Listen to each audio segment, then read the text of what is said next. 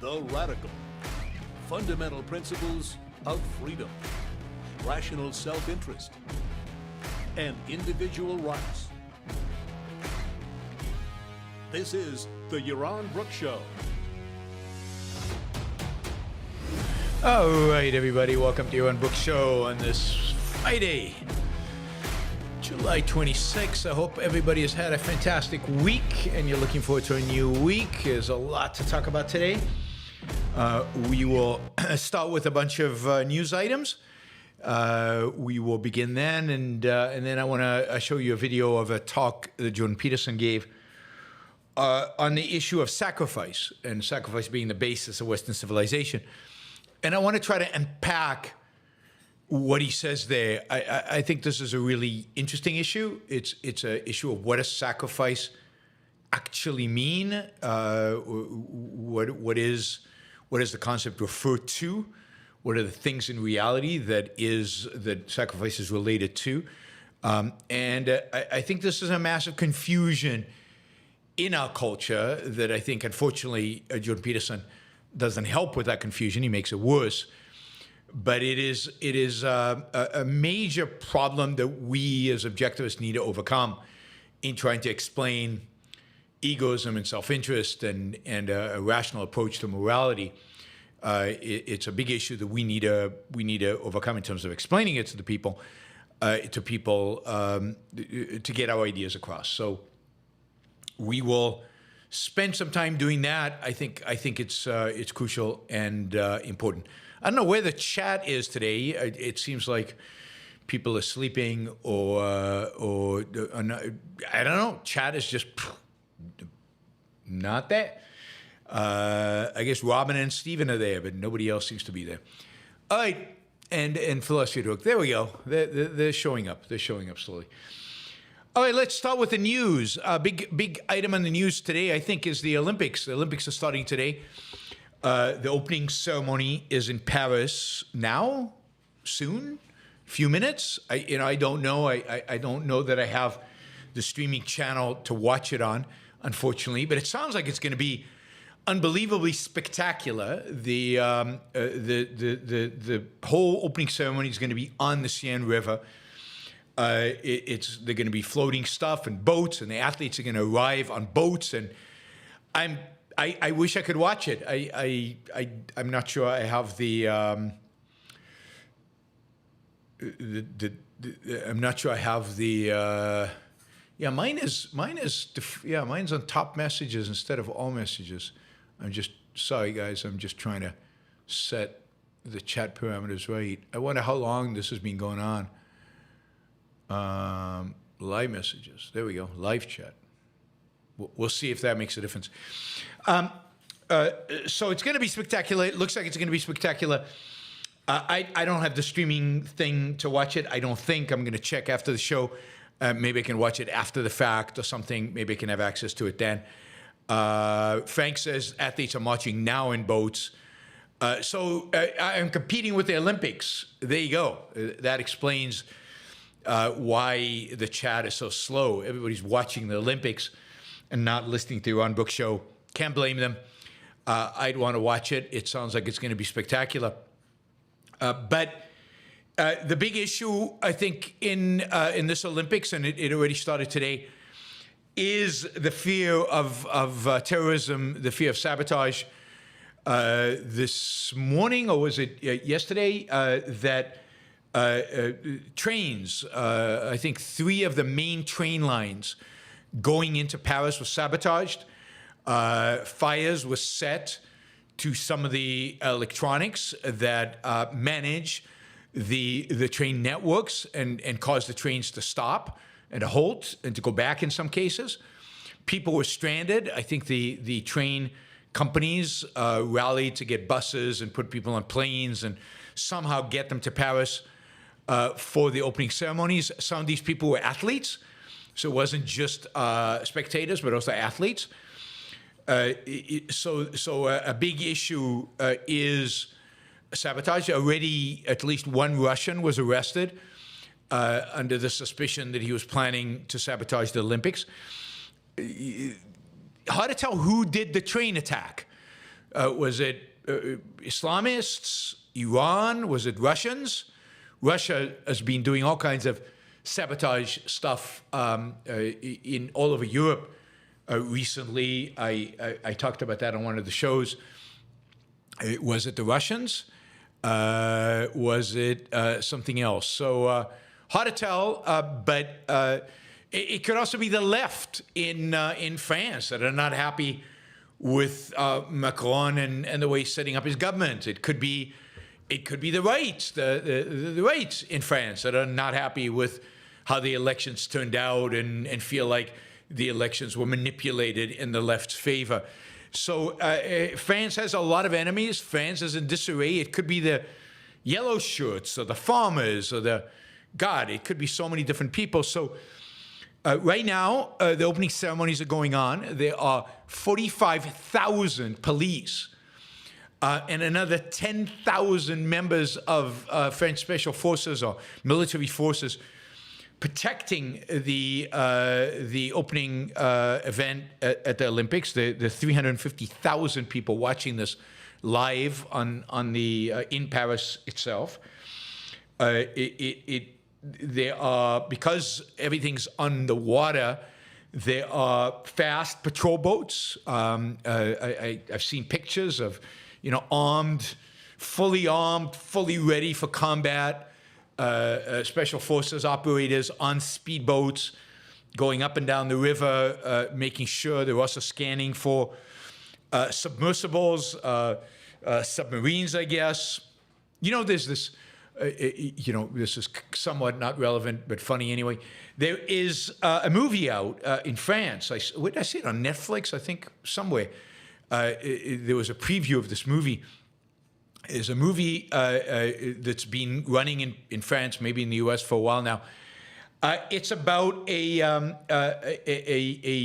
shark tank in the Seine, just as the long-distance swimming competition is going on, and there are these swarms of sharks. It's like a shark that is breeding hundreds of sharks, and it's like a horror Jaws type special forces trying to kill all the sharks and protect the swimmers kind of movie.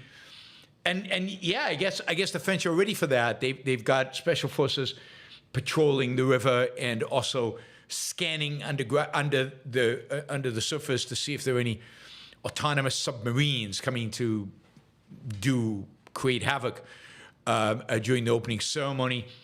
There is some challenges about the Seine with the long-distance swimming. They found a bunch of E. coli in the water. The swimmers have to get in the water and swim for a couple of events. Don't know how that's going to go. We'll see. I haven't heard if that's been canceled or shifted or moved, or whether it's going along or they're filtering the water before it enters. It can't do that. So I'm not sure what's happening. But anyway, I do want to say this. I love the Olympics. I think the Olympics are super fun, challenging, exciting. You see, athletes at the unbelievable top of their game. I love watching Michael Phelps swim. I mean, he was so good. He was so dominant. And he took his sport so seriously. He trained for it. And of course, he won more gold medals than I think any other athletes in history. And the same with all of them. I mean, it's just primarily the individual sports. Just to watch them, the gymnastics is super fun this year. What's her name is coming back after she had a disastrous Tokyo Olympics, Bales? What's her name? Anyway, she withdrew last year for mental health reasons. She just wasn't up to it mentally. Sports is mental activity, in addition to it being incredibly physical. Anyway, she is back, pretty old for a gymnast, and yet she's the favorite to win everything, basically, in gymnastics. And that's going to be exciting to watch and fun to watch. I love watching the gymnastics, the women gymnastics, primarily. Anyway, I'm excited. I'm going to try to watch as much Olympics as I can. Again, I still haven't figured out which of the streaming services are going to make it possible for me to watch as much of the Olympics as I can. But I'm looking forward to it. God, you guys are completely Olympic sport. Simone Biles, thank you. Rudons, you've resurrected my faith in people on the chat. Usually I ask a question of people on the chat and I get an answer within seconds. And it was like gymnastics, Olympics, athletics. What are you talking about, Yaron? Come on, people, get a life. Gymnastics, it's fantastic. Simone Biles is amazing, one of the greatest athletes ever. And if she can get her head together and stay focused, she's going to crush it. I mean, really, really crush it. It's on NBC, so I need to figure out if any of I don't have any local channels, so I need to figure out if I can get if I can stream NBC somehow without having the local NBC. It's complicated not having local channels. They try to force you to do it, but Puerto Rico makes it very difficult. Streaming on YouTube, at YouTube TV, I think, not on YouTube. So anyway, I'll figure it out. I'll work on it tonight after dinner. That'll be my mission. Try to figure out. I'm not watching any TV shows right now. Nothing excites me right now. I'm not watching anything. So yeah, I should be ready to do the research necessary for that. I've got a bunch of research also to do for other stuff. So anyway, this is going to be maybe the most guarded, the most protected, the most nerve-wracking Olympics in a long time in terms of security. I don't think people were too worried about the Tokyo Olympics, but this one, Paris, right now in the 21st century. I think Macron, originally the idea was this will bring Paris together, this will bring the French together. I really think this is, this is like the worst time for France to be doing this, and everybody must be really, really, really nervous about it. So I wouldn't, I don't know if any of you are in Paris. That would be interesting. If any of you have gone to the Olympics, are there to watch it. I would never go, not because it's Paris, but because the crowds would drive me crazy. I'm not big on crowds. But I hope you have a great time, and I hope you stay safe. Silvanos, thank you for the sticker. Really, really appreciate it. Everything's slow today. I'm not sure why. Maybe it's the Olympic opening ceremony. Maybe a bunch of people at the Olympic opening ceremony and not here to do super chats. So, or maybe nobody wants to hear about Jordan Peterson SACRIFICE. I don't know. And it doesn't look like I'm streaming on Twitter. Sometimes it goes through and sometimes it doesn't. I'm going to have to figure out the Twitter thing. If anybody's on Twitter and I'm streaming there, let me know. Let me know that it's actually streaming. On my end, it looks like it's not. It's streaming on Facebook. I'm not sure anybody's watching on Facebook, but here on YouTube, we've got a decent attendance. All right, let's see. What else do we have on the news side of things? I just a list of the people that they are worried about in terms of sabotage and terrorist attack and everything. They've got Islamic radical groups. They've got left and right-wing political extremists. They've got Russians, and then they're just worried about criminal activity. So they have their hands full. Miroslav says it is streaming on X. So I don't know why it's not showing it here, and it's not showing me how many people are watching on X. All right. Let's see. Kamala, as you know, is indeed running, is going to be the Democratic nominee. She got the final key, foundational endorsement about a week late, but she got it finally, and that is from Obama. Obama called her.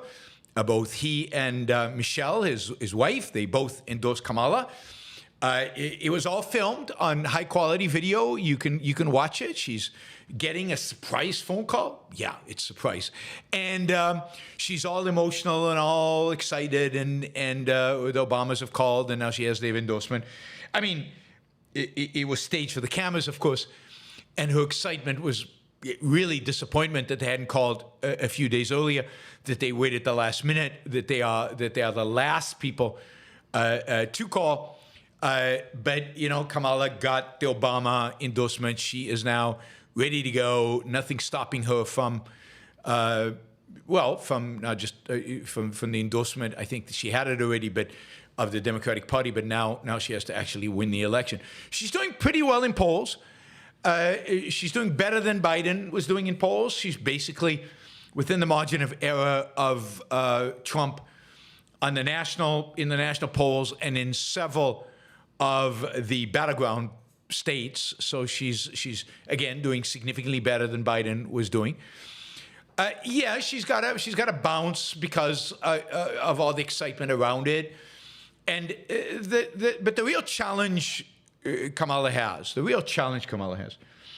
is that in 2019, when she ran in the Democratic primary, she ran to the left. She was one of the people trying to capture the kind of the left wing of the party in opposition to Biden, who had the center. So everybody was trying to distinguish themselves by occupying the left and getting that endorsement. And as a consequence, she has got a long track record of very kind of far left, woke even, positions, which she is going to have to find a way to flip-flop on. I think that's a technical term. In order to find a way to reassure the American people that she doesn't hold those views anymore, or she never really held them before, or whatever it is, because these are positions, these are views that the American people are just not interested in. And these are positions and views that if Trump can, Trump keeps calling us stupid, which is, I don't think helps. I don't think that actually does it. But if Trump actually called her a crazy woke candidate, that actually has meat, and he can actually make the case. I mean, here's a list of some of the things she ran on in 2019 that made her look a lot further left than she really is. Or at least, I don't think she really is anything. I've said this before. I think she's just a power-lusting politician who just wants to get in, wants power. I don't think she stands really for very much. But these things are inconsistent with her political career, at least as an attorney general, district attorney. She wasn't this far to the left on issues. But, you know, here she was, right? She was a supporter of the Green New Deal, which is basically insanity. Cost the U.S. government, $1 trillion, impoverish us, basically make fossil fuels illegal and accelerate the transition to electric vehicles, which would destroy the U.S. economy. Just a disaster. I mean, the worst possible position one could have. She was also a fan of a ban on fracking. She wanted to ban fracking. Now, Biden was a little bit. He was restrict drilling, but then, of course, under his presidency, there was a lot of drilling happening. So there was a ban of fracking. She was for decriminalization of illegal entry by migrants. That's not going to go well in this election. She's not going to do well by making it illegal for them to just come in. That'll give her the. I mean, Trump could just label her an open borders a person directly. She wanted. She stood for restoring felon voting rights, which again is inconsistent, I think, with her district attorney and attorney general of the state of California positions. She was for adopting mandatory buybacks for some guns, eliminating, this is a big one, socializing healthcare, eliminating private health insurance. having not a public option, but a public mandate, a public monopoly, a government monopoly. Why call it public? A government monopoly. So she is about as left in those positions as you can be, about as bad in that positioning as you can be. And it's those ideas, including her pro-DEI stands and other woke positions she's taken, that I think Trump could really hammer on her, and Republicans can really hammer away at her.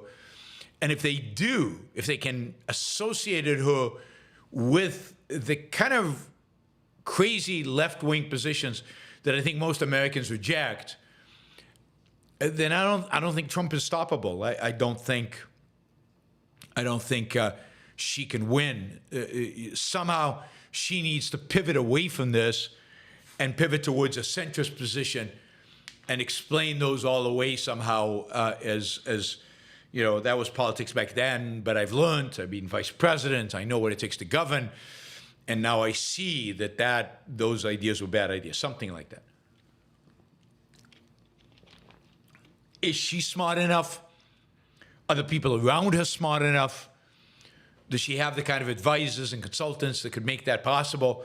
Does she have the right kind of marketing people to make a pivot like that possible? I just do not know. It's just impossible to say. You know, there's no reason to believe yes. The answer is yes. All right, Zach, thank you for the sticker. Martin, thank you for the sticker. All right. So that is Kamala. We got both GDP numbers and the Fed's favorite gauge of inflation numbers out the last couple of days. GDP exceeded expectations for the second quarter, significantly higher than what people thought, and inflation is lower than expectations, suggesting that inflation is becoming less and less of an issue. I think this is going to encourage the Fed to reduce interest rates soon, probably in the September meeting. You can expect the interest rates to start coming down, at least the short-term rate. GDP number was impressive.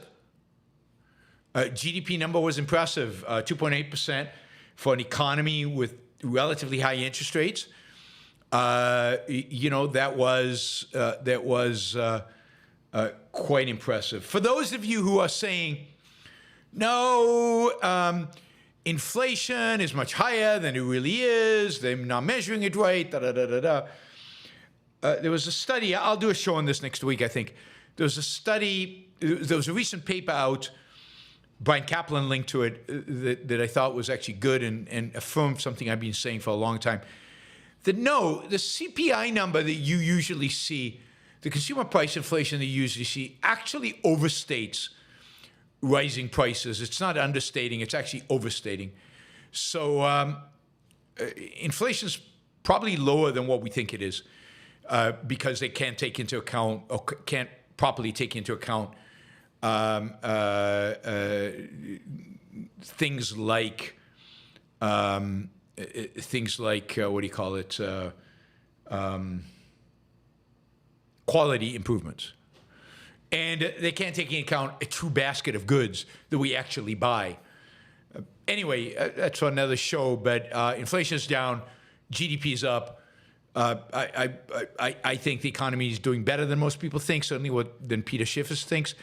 Zach T says, am I talking about Peter Schiff? No, I wasn't actually, but now you mention him. Usually he's on the inflation is much higher than you really think it is. Gold is going to 3,000. I don't think so. Or 5,000 or 10,000 or 30,000. I don't know these days, but I don't think so.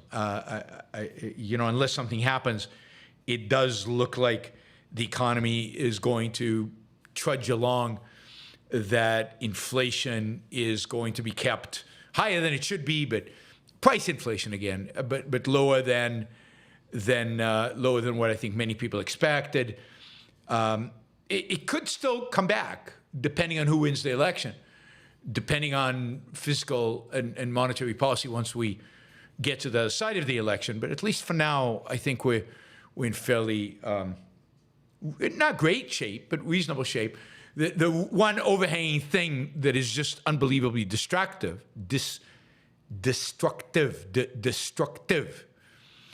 is, of course, the federal debt. Government debt is out of control, has massive long-term consequences.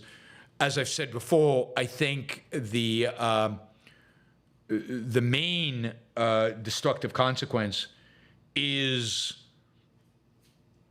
slow growth and future inflation. At some point, we're going to have a lot of inflation to wipe out the debt. In the meantime, we're going to have very, very slow growth, 2.8%. Don't get used to that, because that is probably on the high end of what we can expect in the future, versus what I think the U.S. economy could be doing, which is 5 to 6% if we had kind of laissez-faire. All right. I don't know. I think Lina Khan and the rest of the antitrust world is I don't know. I don't know. They've got multiple cases against Google. There are these massive cases against Google, and the idea is they have no competition. The Google dominates search, and there's nothing competing with Google on search. And indeed, if you look at traditional search, Google dominates the space, right? There's almost nothing that competes. I mean, I forget the name of the thing that Microsoft has that supposedly competes. It competes with it, but yeah, I mean, very difficult to compete on search with Google, and yet, and this is the basis of much of the so-called monopoly over advertising and all other kinds of monopolies, is the idea that they dominate search, and therefore they must be a monopoly.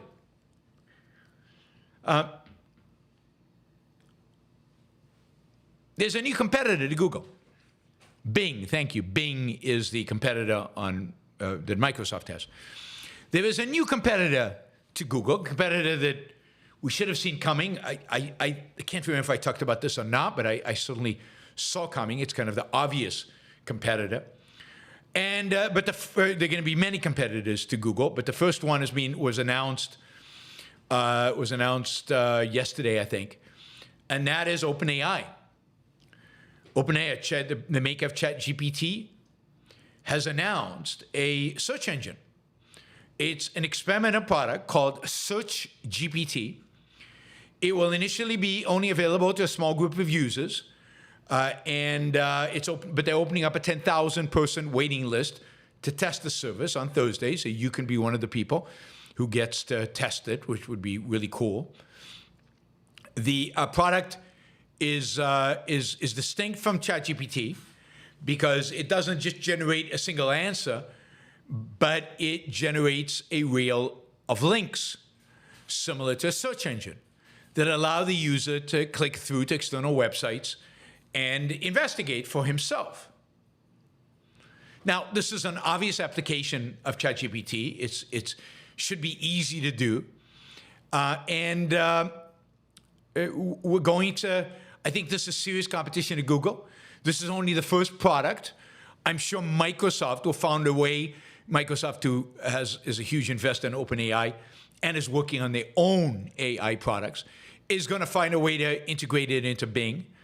I have a strong sense that Apple is working on integration of this kind of OpenAI search into their iOS and OS in the future. SearchGPT is also gotten feedback from publishers like News Corp and Axel Springer and the Financial Times. So it's going to be interesting to see if it favors those and how it exactly gives you search. But this is the beauty of competition. You don't have to use it. And, of course, you can use other products, and they're going to be multiple, I think, search AIs. And this is going to make it so, that I think in 10 years, I'm not sure if Google doesn't come out with a search AI itself, which it probably will, this is going to be one of the most competitive areas in tech. Think about the tens of billions of dollars going into different forms of AI tech right now. Some of those are going to find their way into search. Search has been incredibly profitable for Google. Other companies, other investors are going to want a piece of it. The idea that a big company like Microsoft or Apple or Google faces no competition and cannot face competition because of their size is ludicrous. Venture capitalists are constantly on the lookout for ways to capture the profits that these big tech companies have, and therefore are eager to fund competitors. It's just hard. It's hard because these companies are good, and their products are pretty good. And that's what makes it difficult to compete against them, is the fact that they're good. Anyway, it's going to be really, really, really interesting. Generally, of course, to watch AI. AI is something I'm super excited about, and super excited about the technology, super excited about all its different applications. I think it's going to change the world. I think it's going to change our lives. I think it's going to contribute hugely to the quality of our lives and to the efficacy in which we live our lives, efficiency. And this is just, the AI search is going to be one of those dimensions, just one of those dimensions. Tom, thank you for the sticker, and thanks for your 5th super chat on a live stream. Really appreciate it. YouTube sometimes flags your super chats with how many you've done. I think 1, 3, 5, 10, and 20. All right, I don't know why it stops at 20. Some of you have done hundreds. It would be interesting to flag those. Finally, you know, the Russian economy, a lot of people have been shocked at how well it's done. And this is the thing. The Russian economy has done well by the measure of GDP. Most war economies do well as measured by GDP, because what happens during war, this is certainly true of the US during World War II, for example, is that the government borrows a bunch of money and then it spends it, or alternatively, it prints a bunch of money and it spends it. And it spends it on the military, on non-productive activity. So what happens during war is that the standard of living, quality of life of people goes down, but gross domestic product goes up. Gross domestic product goes up as standard of living, quality of life goes down, because GDP is oriented towards consumption. It measures consumption. And who is the biggest consumer in our economy? The biggest consumer in our economy is government. So it measures government consumption. And when that grows on defense spending, then what you get is growing GDP. The problem is that has an enormous cost. It has an enormous cost in terms of the productive capability of an economy, because resources are being shifted towards military instead of producing goods that benefit human life. It has an enormous cost in terms of standard of living, quality of life of the people, not to mention the fact that a lot of people are dying and being maimed and injured on the battlefield, and what happens to their quality of life. And in addition, if the government cannot borrow money in order to fund its war, because people don't have money or because foreigners won't invest in their bonds, then they print the money. That printing causes inflation. And that is exactly what's happening right now in Russia. Russia faces significant inflation. Last year, in the face of this inflation, the central bank doubled interest rates in order to try to deal with it, and yet inflation keeps going up. It has just hit this month 9%, some goods have gone through the roof. For example, potatoes, staple food, their prices have gone up 91%. so far just this year. Economy class tickets on airlines have gone up 35%. Now, last year, as I said, the central bank in Russia raised interest rates. They doubled them. And inflation is still going through the roof. The central bank intends to continue to raise interest rates today. But as long as the government continues to print money in order to fund the war, it doesn't matter how high you raise interest rates, inflation will exist. So, just as inflation is moderating, post-COVID kind of inflation is moderating across the world, just as central banks have moderated their creation of new money and the stimulus, and the reality is that inflation is slowly moderating in the West, in Europe, and in the United States. In Russia, it's out of control. And this is just one of the many really, really horrible consequences of war.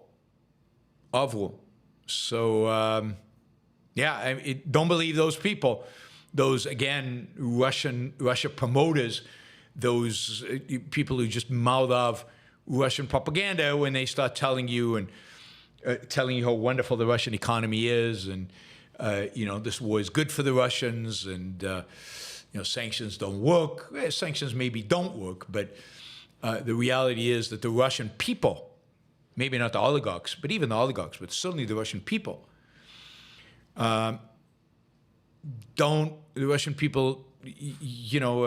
suffering because of this war. They're suffering dramatically because of it. All right, I held the news items today to shorter on purpose because I wanted to get this topic around sacrifice. So I did keep them short.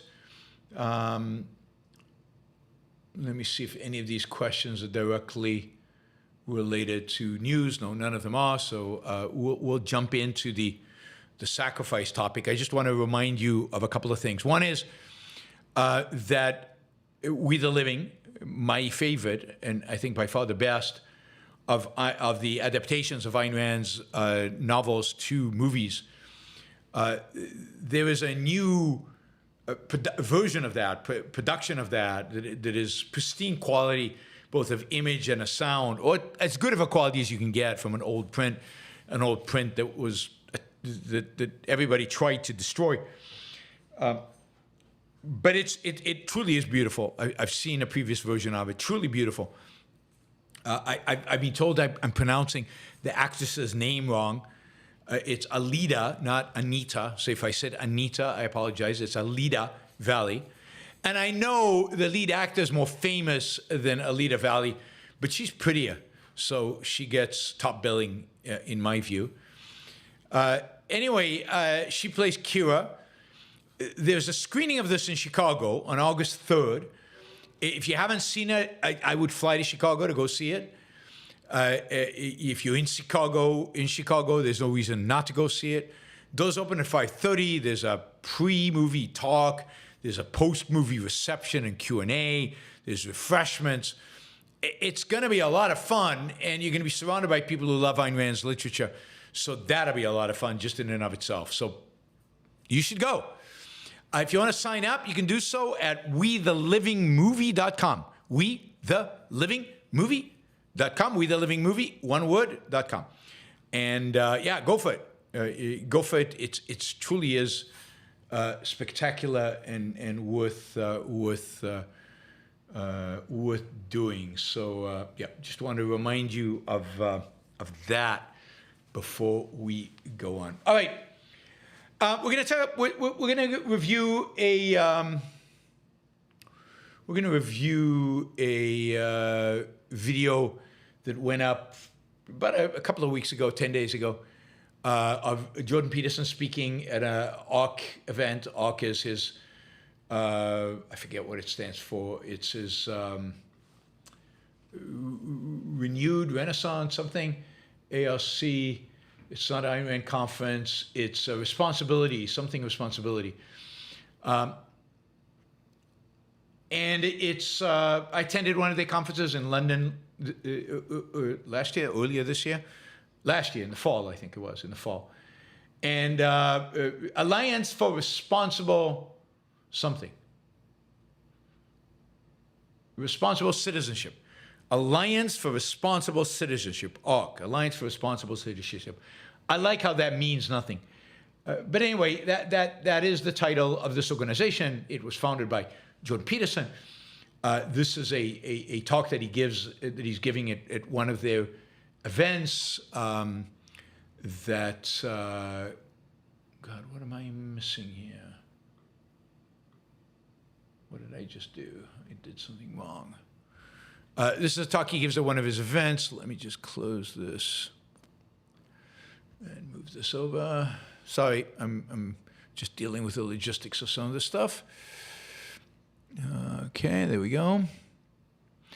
And basically, his talk is titled, and this is perfect for our purposes, "The West was built on the idea of sacrifice." And I think that this is the view of many, but I think that Jordan Peterson, because I think many people view Christianity as the foundational concept of the West, or the foundational really ideas of the West. I think Jordan Peterson does to some extent as well. But Jordan has, I think, a more philosophical view of what sacrifice is, or at least an attempt at a philosophical view of what a sacrifice is, and how it is the foundational idea of the West that I think is worth considering or thinking about or confronting, given that I think we have a very, very, very different view, and certainly a very, very different view of what sacrifice actually is, what sacrifice means, what the term means. And what's nice about this video is that Jordan Peterson spends quite a bit of time on discussing what he believes sacrifice means, what the concept means. So we're gonna look at that and try to unpack it and see what is the correct understanding of sacrifice. Is it Ayn Rand's view, or is it Jordan Peterson's view, right? All right, and then, we can also look at some dictionary definitions. I think that's always helpful to have some dictionary definitions as well, and just be able to look at how people over time have looked at this concept, which is incredibly valuable. All right, so let's look at that. So let's start with just listening to Jordan, to Dr. Peterson. So let me see if I press. Oh no, I have to shift to this. No, not to that. To this. There we go. There's ARC. There's Jordan Peterson with one of his very colorful jackets. He has an interesting taste in clothing in the last couple of years, or last year or so. But importantly, let's consider what he has to say about. I have to unmute it. No, I have to unmute it here. Okay, here we go.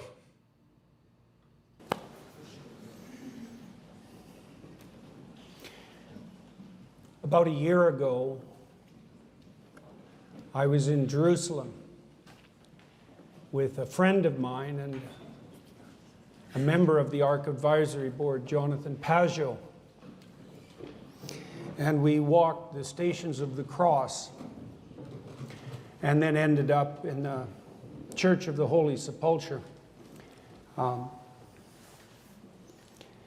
the Church of the Holy Sepulchre was built by Constantine's mother, and it was the first church of the type that ended up as the centerpiece of the European towns that came to constitute Western civilization. So it established a pattern. Now, that church was built on the site of the crucifixion, which is a sacrificial site, a site of offering. The West is built on the idea of sacrifice. That is not the same as the idea of power. All right, so we will get to, he constantly differentiates between the idea of sacrifice and the idea of power. We'll see if he ever clarifies that. I haven't seen him do it at, somebody says it should be a 1.5 speed. I think he's right, but 1.5 is maybe a bit exaggerated. 1.25, I think, would be better. There are some points where I want to go slow so we catch exactly what he's saying. So notice how he starts. Let me just give him a compliment quickly, because I just did my third class of my public speaking seminar. I do my public speaking seminars usually on Mondays, but this week and next week they'll also be on Fridays. So some of you listening might have participated in one of them, or maybe you are going to, or maybe you've already. But one of the things I drill home, I've been drilling home, trying to drill home, maybe I haven't drilled it home enough, but trying to drill home to students, is that when you go up there on stage and you're going to give a talk, don't start with thank you, good evening, let me tell you something about this or that, as a kind of preamble. Don't have a preamble to your preamble. Don't have a preamble to your motivation. Don't have a preamble to your start of your talk. And I have to say, Jordan did exactly how I teach the class. He went right in, and he raised his head from the microphone and said, about a year ago, and he went into a story. Now that is how you start a talk. You've captured the audience immediately. You haven't said anything boring. You haven't said anything irrelevant. You've gone right in. You've jumped in, and there you are. You're in the talk. You're in the content, and people should be are connecting with it. So just as a public speaking 101 type thing, I'm just letting you know that is good. That is how you do it. You go right in with it. Okay, but notice he tells the story. He went, he saw where Jesus was crucified. This is the point. And note what he calls this place, because I want to contrast it to the way he describes sacrifice later on. This is a place of offering. Offering. Keep that word in mind. And ask yourself, I think you all know the answer, but ask yourself, I think it's important, to whom is this offering being made? He says this is a site of sacrifice. In other words, he is connecting offering to sacrifice, which should not be unusual. This is what it is. And then he gives you the theme of his talk. The West was built on the idea of sacrifice. Now, part of this, you could argue, he's just saying the West is built in Christianity. That's what everybody says. But no, he's taking out one aspect of Christianity, sacrifice. In a broader term, you could say real altruism. Real altruism. Altruism, not being nice and friendly and cooperative with other people, but sacrifice. Sacrificing. Offering.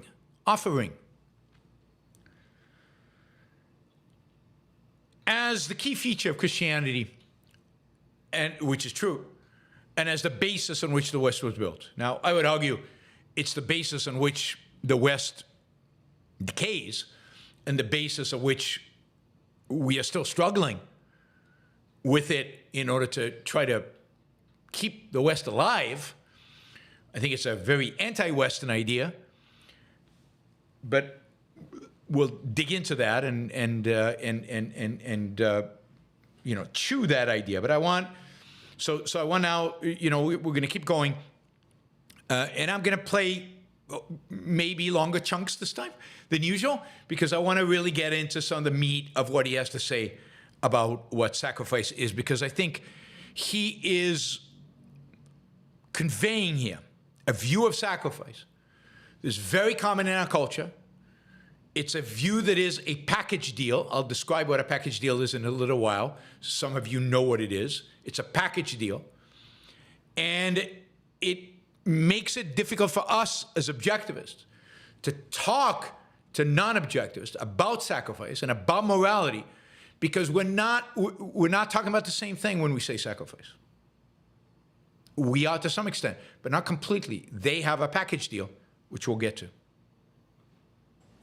It is not the same as the idea of hedonistic self-gratification. It's a higher order principle that puts those subordinate spirits in their proper place. What does it mean for a civilization to be founded on sacrifice? I'm not going to try to explain what he just said, because I don't really know what he says. But subordinate spirits in their proper place, I don't know what that means. So I'm not going to even try. But note that he's differentiating sacrifice from hedonism, which is kind of interesting. Separating sacrifice from hedonism. We're going to get to that. I think you're right. I think Frank says it's the passions. I think you're right. He's associating those spirits with the passions. Well, in its most pragmatic manner, it means that the community is based on sacrifice. Okay, so what does sacrifice mean, and what does it mean that the community is based on sacrifice? Well, sacrifice means that you give up something in the hopes of obtaining something of greater value. Wow. I mean, that's a wow. This is his definition. You give up something in the hopes of attaining something of greater value. Now, I think as we'll see, a lot is going to rest on one word, on one particular word, which we'll get to, right? But what would you call giving up a value and getting something of greater value in return? What would you call that? What's a common word for that? That is trade. Now, is trade always instantaneous? That is, I walk in the store, I give them $100, $1,000, I get my iPhone. Here it is, just in case you were missing it. It just happens. No, sometimes I'm buying something in the future. We even have concept for this, futures contracts, right? And there's a sense in which, right, I'm hoping to get a higher value in return in the future. But that's still a trade. Now, my hope could be, come unfulfilled, and it was a bad trade. But the intention is always, in trade, whether it's done instantaneously or into the future, to get a higher value from a present value. But nobody thinks of that when you walk into the Apple store and plunk down $1,000 and say, and exchange it for an iPhone. Nobody thinks of that as a sacrifice. And when you buy a futures contract with the hope that, I don't know, the weather will go that way or whatever, I'll be able to get my grain at the price that I just determined, nobody views that as a sacrifice. Something is missing. Both of those are trades. One trade has relatively instant gratification, although it's not necessarily instant, right? The gratification I get from the iPhone is long-term. But lots of trades that we engage in do not involve instant gratification. They involve the long-term, and they involve getting something over the long run in return. And it's all a trade. I mean, sacrifice is not what he just said it was. Now, let's take another example. What's another term for giving up a value and getting something in return in the future that's very uncertain, where you hope you'll get more in return. I would even say you expect to get more in return. What would you call that? Investment. Very good, Ian. It's investment. So what would... Whoops. When we make an investment, we're not getting instant gratification. We're not getting anything right now. We are hoping, expecting, creating an expectation that in the future we will get something of greater value in return. So, sacrifice, the concept of sacrifice here, flies in the face of, well, let's put aside flies in the face of. Sacrifice in this concept is coexistent with, is conflated with trade and investment. And trade and investment do indeed involve giving up something of lower value now to gain something of greater value. That's the very definition, the essence of trade. Why do we need another concept? Why do we need another concept in order to capture that?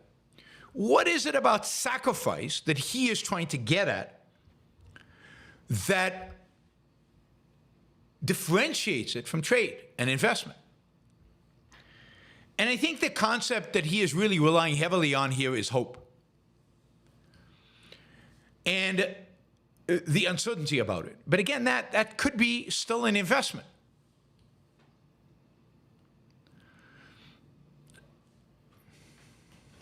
So,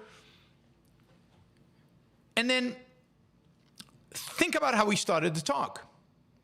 He started the talk with a reference to Jesus on the cross, sacrificing his life. What was he hoping to get? Now, put aside the whole notion that Jesus is God, so he can't really sacrifice, and he can't really suffer, and he can't, none of it is relevant to a God. I don't, the whole mythology of Jesus is bewildering, right? If he's man, then you get one interpretation. If he's God, I don't see any meaningful interpretation out of it. But the whole idea of Jesus' sacrifice, he's taking on all the sins of all other people, and he is redeeming them by suffering for those sins instead of them. So the essence of Jesus' sacrifice is his suffering. That assumes he's a man, not a God. But anyway. But what is he hoping for in return? What is he's being offered up in return for what? Well, and here, and this is what the term sacrifice is typically meant. Here is where you get the real essence of sacrifice. In return for something mystical, unknowable, unknown. You expected a sacrifice not in order to get a higher return on your investment. You expect a sacrifice in order to go to heaven. So, but sacrifice as a concept becomes completely mushy here. It has no clear distinction. If Jesus sacrificed, and buying an iPhone is a sacrifice, and making an investment is a sacrifice, then sacrifice doesn't mean anything. If jumping on the grenade is a sacrifice, but also a trade is a sacrifice, then what does sacrifice mean? Does it mean anything? Let's keep going. So why does that define the human mode of being? Because we're aware of each other and we're aware of the future. So we're aware of each other and we're aware of the future. All true. And that is why we trade. We're aware of each other's productive capabilities But we're not just productive. We're aware of each other's spiritual benefits. We're aware of each other's benefits to oneself. We're aware of the value of other people, both now and in the future. And as a consequence, we invest in relationships and friendships and love and in trade. And sometimes that trade involves long-term investment. And we're willing to give up values today for the sake of values of greater value, things of greater value in the future. So all of that is true, what Jordan Peterson is saying. But again, incongruent with, or inconsistent with the idea of sacrifice. Because sacrifice, at least as I understand it, as Ayn Rand understood it, as I think many people understand it, but it's confusing for most people. Most people have a confused notion of sacrifice, is giving up something and expecting something of less value in return, or of no value in return. That's what differentiates a sacrifice from a trade. In a sacrifice, you lose. Otherwise, why is it a sacrifice? A sacrifice involves an offering. A sacrifice involves pain, suffering. It doesn't involve benefit. It doesn't involve being better off at the end of the day. Now, unless the better off is in some unknowable afterlife, in some way that is not in any way tangible. But, you know, you will often, I mean, sports, take a sports analogy, is training hard for your health or for athletic competition a sacrifice. It's painful. But we also know that in some realms, in some areas of life, no pain, no gain. But what are we after with the training hard? We're after the gain. And is the gain in some unknowable afterlife? No, it's right here on this earth. You know, if I have to stay home with my sick child and not go to the movies, I've given up a value, the movies, for a higher value, staying home with my child, but is that a sacrifice? Is it? If I'm getting the value of being with my child, they're sick, they need my help, I get the value of helping them. That's a value to me. It's a spiritual value, not a material value, but there's real value in helping your child who is sick. And a much greater value, if you love your child at all, much greater value than in going to the movies.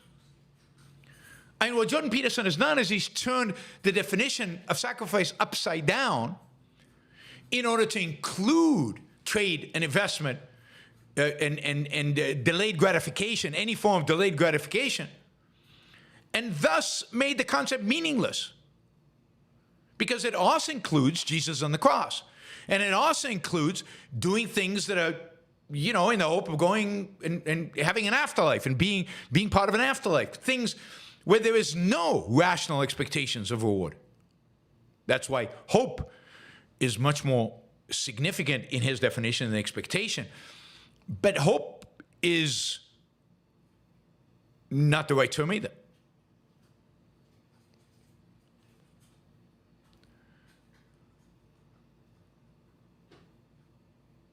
What I'm saying is, his definition of sacrifice is conceptually confusing. It's creating a package deal. It includes inside in its definition both a trade, getting a higher value for a lower value, and an anti-trade, getting a lower value for a higher value. It includes both. The way he is pretending it doesn't is by introducing the mystical, is by introducing the unknowable. And he bridges that by using the term hope.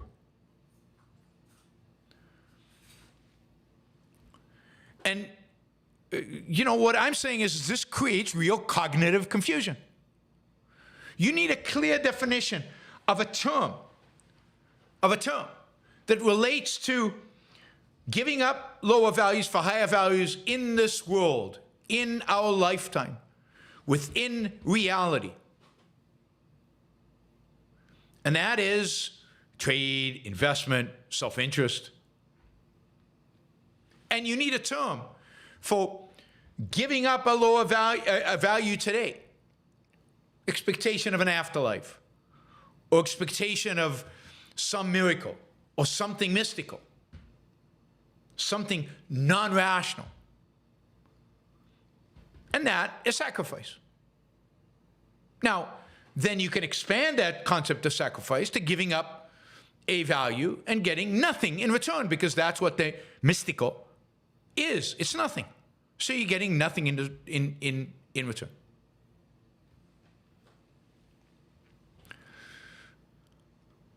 Both of those things distinguish us from all other creatures. We're aware of each other, and we're aware of the future. So what does that mean? It means... That's right, and we're aware of each other's benefit, right? And that's all true. This is where he's conflating. And again, the fact that he says true stuff with stuff that's not makes things cognitively mushy.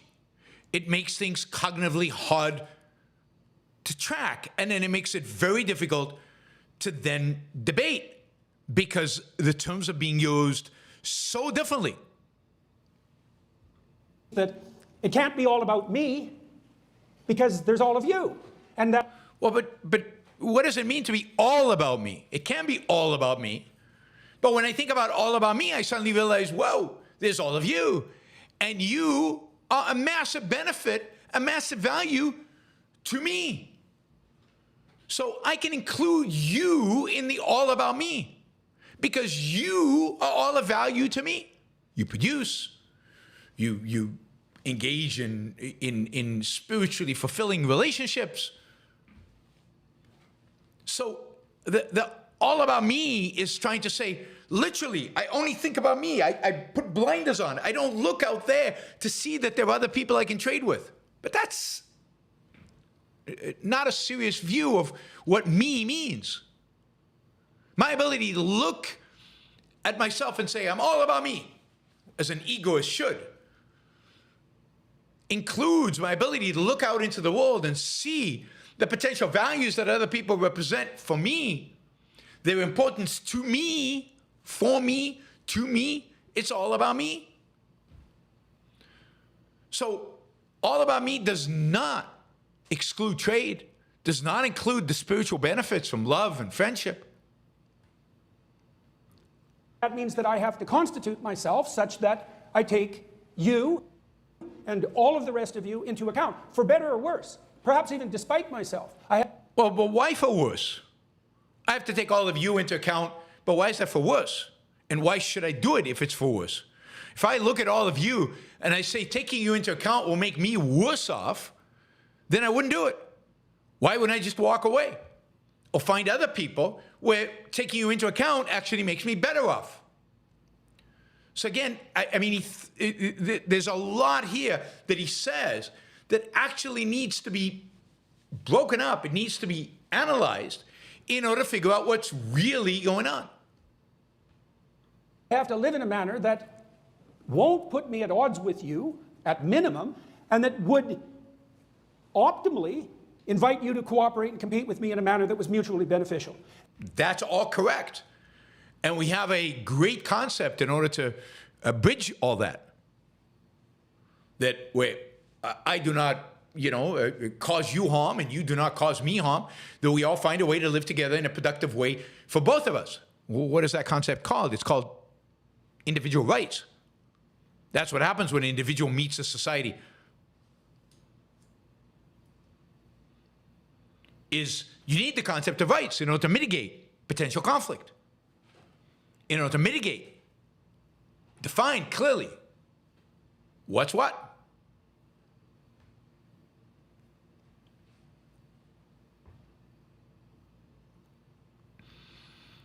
Let me see. Eric has a question that's very relevant to this. I'm going to take it. Now, so sacrifice is either giving something for nothing or giving something for spiritual salvation. These two seem like two distinct concepts. See, I don't think so, right? I think the two are exactly the same, because spiritual salvation implying that it comes from outside of you, that it comes from some being outside of you, is nothing. Now, if you want to believe in God, then okay, then make sacrifice the giving up of something for spiritual salvation. I still think it's nothing, but you have to separate spiritual salvation, that is something that you get from a non-existent mystical being, or if you want to believe in it, a mystical being, from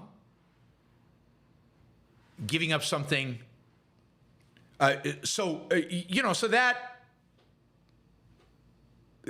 is still different than trading or getting spiritual value in this world, on this earth, that you can predict rationally that you will get that spiritual value by doing X. I will be spiritually better off. That is legitimate. That is a form of trade. It's the salvation. It's the entry by a supernatural being which makes it nothing. And there has to be a differentiation between I give up a value now and I rationally expect to be better off as a consequence. Whether spiritually or materially, I rationally expect in this world to be better off. That's one type of action. The second type of action is I give up a value and my faith tells me that I will be somehow in another life be better off. Or I'll be even better off in this life, but it's based on faith. Those are two different things. One, I think, is a sacrifice, and one is a form of trade.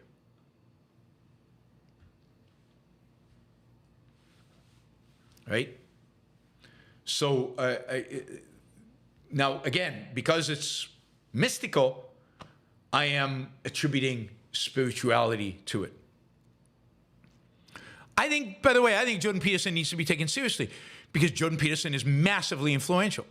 You might think you don't, but he's massively influential. A lot of very serious people take him very seriously. If you want to understand the culture in which we live, you've got to understand what Jordan is saying, because he has incredible influence on the culture in which we live, particularly on the right. And in order for me to undertake that enterprise, then I have to engage in sacrifice. And what's the sacrifice? It's not all about me. So I'm married, and I have a successful marriage. And part of the reason that I have a successful marriage is because I care for my wife. And that means that to the... But how is caring for your wife not about me? I care for my wife. There are two me's in there, right? I care, that's an emotion I have. Me, she is a value to whom? She's a value to God. She's a value to society. She's a value to me. Why is she a value to me? Why is anything a value to me? Because it makes my life better. Because it improves my life. That's why I want it. Because it improves my life. It makes my life better. So my wife is a value to me because she makes me life better. And that's all about me. All about me.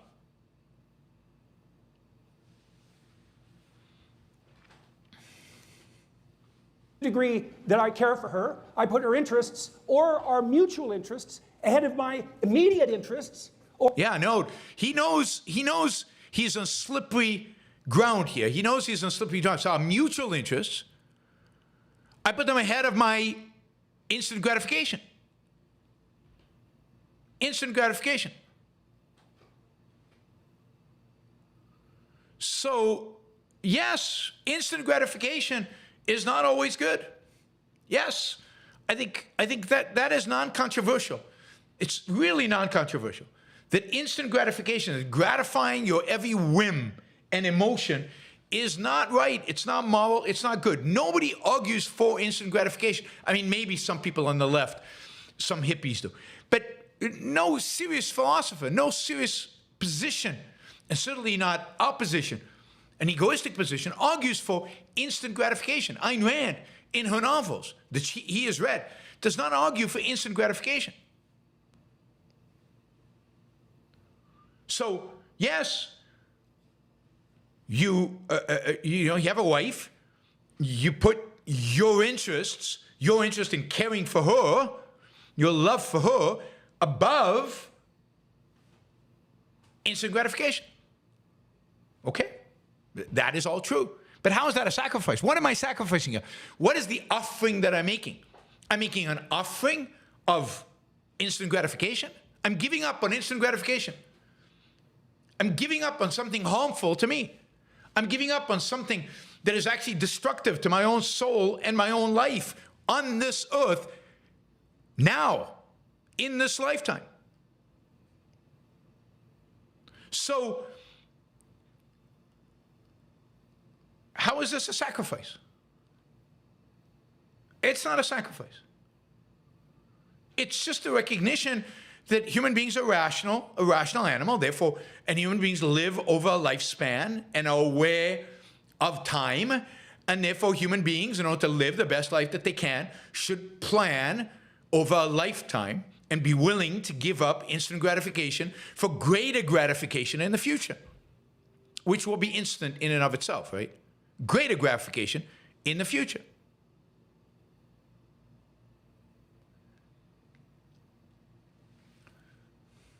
Or my desire to obtain the upper hand.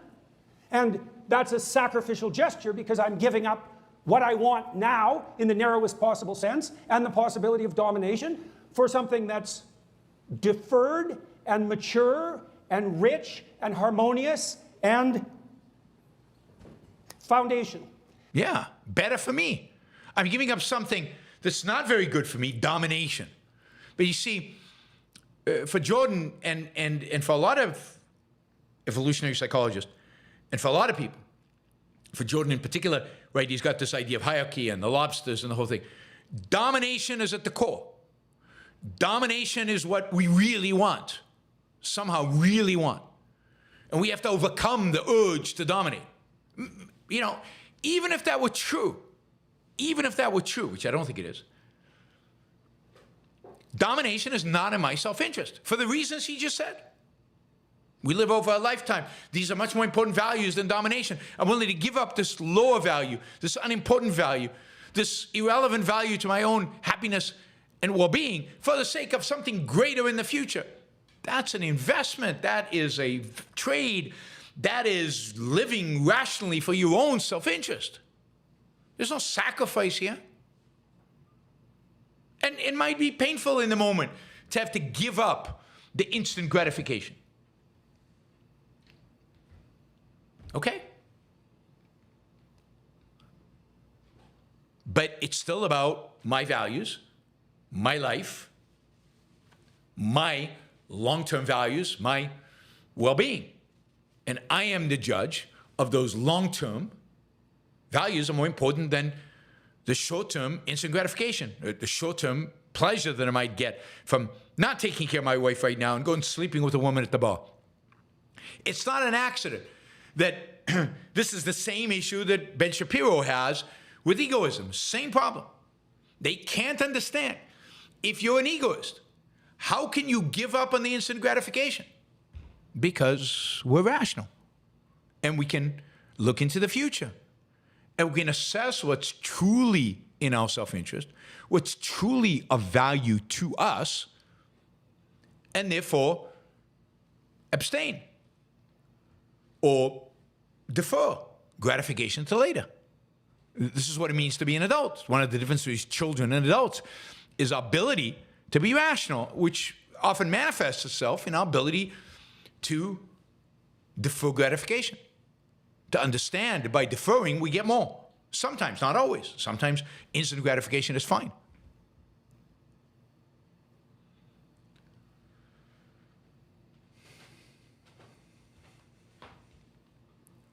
And that sacrificial gesture within the confines of a marriage, which is not the same thing as predicating your relationship on power.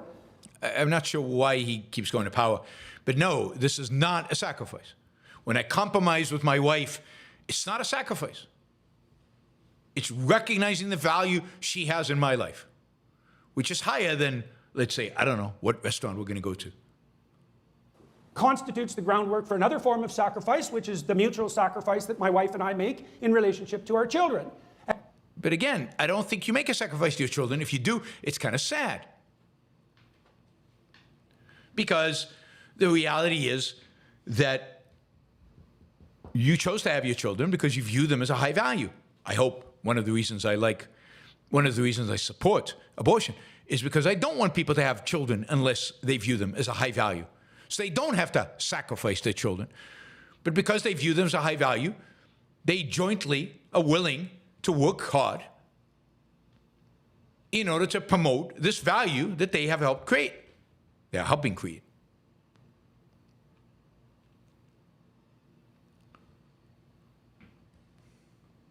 And then for the sacrifice that our families make by integrating our own narrow desires with that of the broader community. And then, but do we really integrate, or should we really integrate our own personal desires into those of the community, whatever that means?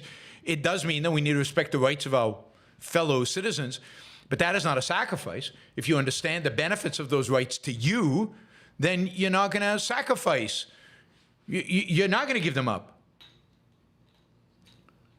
Again, the only reason I would integrate into my community is if I understood the value of that community and the value of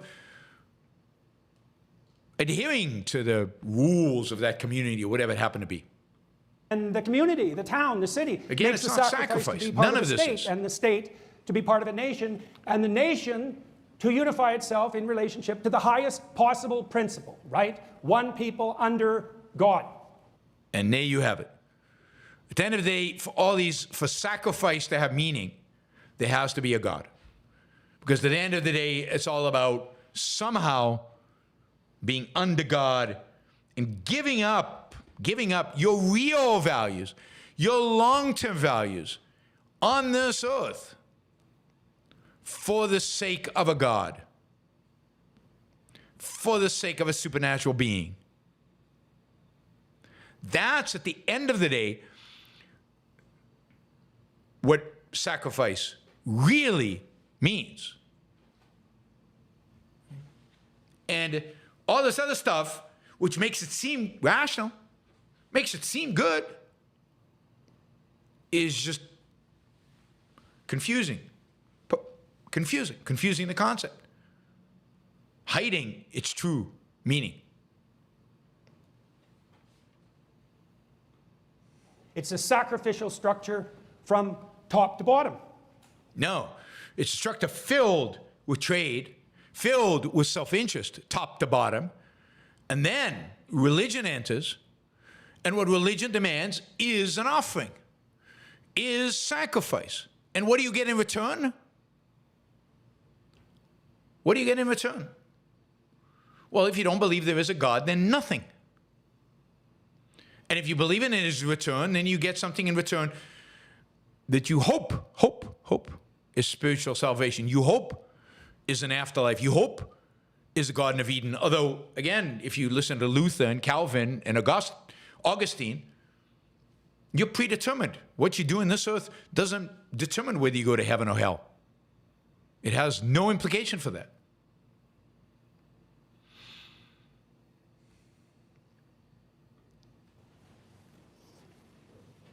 When you perceive something, you sacrifice. Well, why? Well, because you could attend, in principle, to an infinite multitude of phenomena. Notice how, I mean, that's just a wow, right? So when faced with alternatives, and you take one alternative over the others, that's a sacrifice, because you didn't take the other alternatives. But then, again, we're making this concept meaningless. What he's describing is focus. I choose to focus on this and not on that. And there might be a variety of reasons why I choose to focus on this and not on that.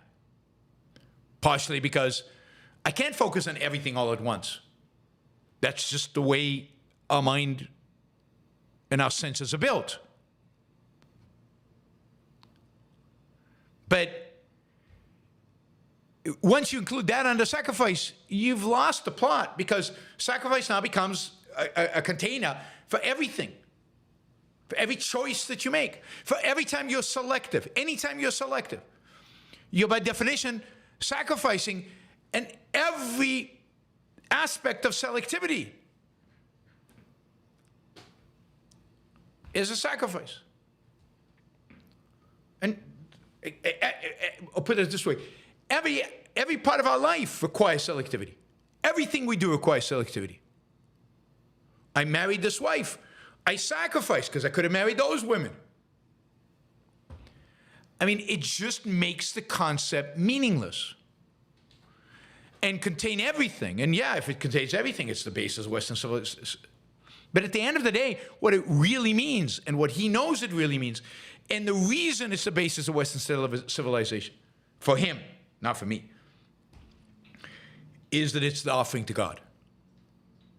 It's the ultimate sacrifice to God. But you don't. You focus your attention on one thing so that you can see, and one thing so that you can act. That's and right. that means that the basis of your perception itself is the sacrifice of everything other than what it is that you're attending to. So the literal manner in which you construe even the facts of the world is a consequence of a sacrificial gesture. You notice how that wipes away the concept, because it's every choice you make. He's conflating choice with sacrifice now. Not just the lower value for high value, not just the trade. He's conflating now everything with sacrifice. Every choice you make is now a sacrifice, which is, I mean, every epistemological choice, never mind a political choice or relational choice. It's just meaningless. It becomes an empty concept. But you put so many things in it, it becomes unuseful. And the problem is that people take this seriously. That is, in other words, that people really believe this. And if you believe this, we don't have anything to talk to them about. Think of all the unpacking. You sacrifice the present for the future, just like It's called investment. you sacrifice yourself for the community. No, you don't sacrifice yourself for the community. Not if by any kind of meaningful explanation. You shouldn't sacrifice yourself for the community. And what does it mean? Give us an example of sacrifice yourself for the community. Not pursue your career and go and work at a soup kitchen? Or go for a career that produces the most value for the community and the least value for you? But that's not you. That's a sacrifice. That's a true sacrifice. But is that you giving up greater value to get a lower value to get a greater value, or the other way around? It's all over the place. It's all over the place. All right. You guys can watch the rest of this. I think you get the picture.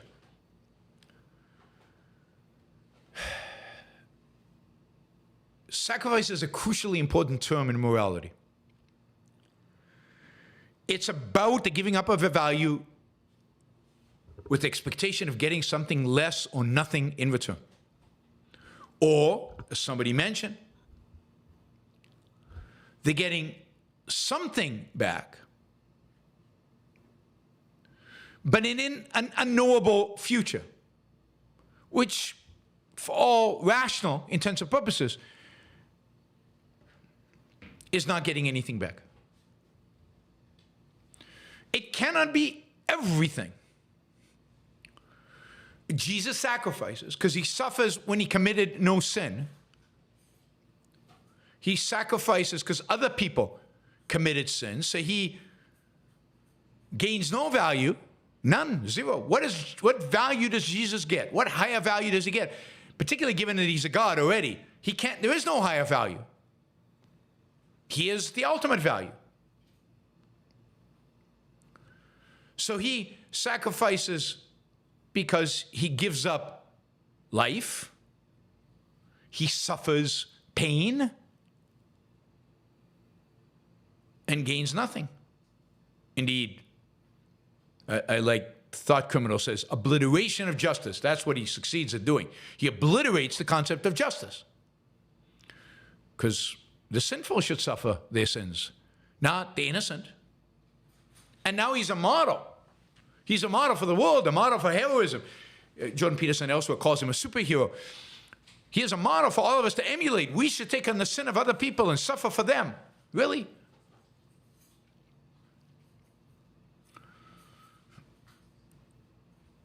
So, to live a healthy life, to live a properly moral life, it's not about sacrifice. It's about trade. It's about pursuing higher values.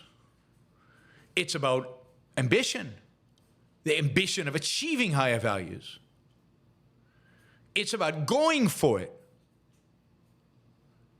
and recognizing that those higher values are going to require you to give up instant gratification in some cases, not always.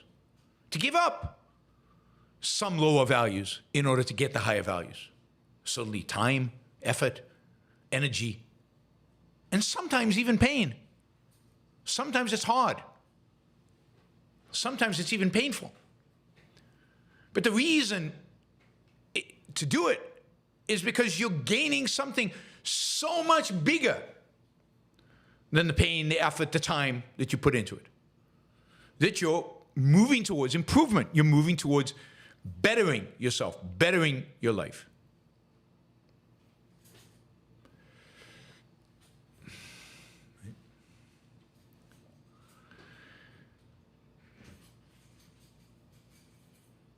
It's really, really important that we understand what sacrifice means.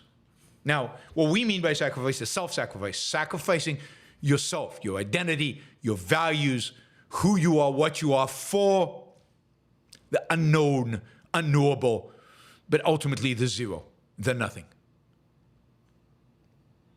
And when I talk to audiences and I ask them, what do you expect to get back from a sacrifice? They all say nothing, something less. They all get it. It's Jordan that's trying to reconceive this concept. Here's a dictionary definition. Sacrifice is an act of offering to a deity something precious. The killing of a victim on an altar, for example. Or destruction of surrender of something for the sake of something else. But notice the destruction, a surrender of something. Or B, another definition, something given up or lost. There's no expectation of anything. Or just loss. Sacrifice is loss. As a verb, is to suffer loss, of give up, renounce, injure, or destroy, especially for an ideal, a belief, or an end. Again, it depends if those ideals, beliefs, or ends are rational or not, right? To sell at a loss is to sacrifice. So, that's just a regular definition. That's Merriam-Webster. If you go to Cambridge Dictionary,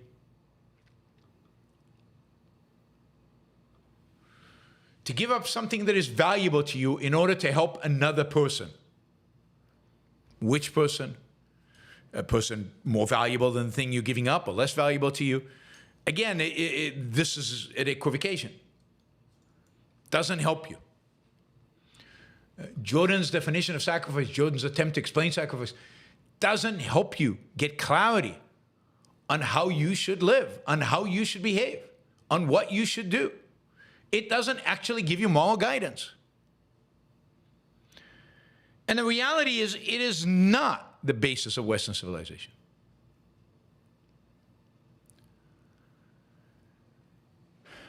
Western civilization, the basis of Western civilization is not Jesus on a cross.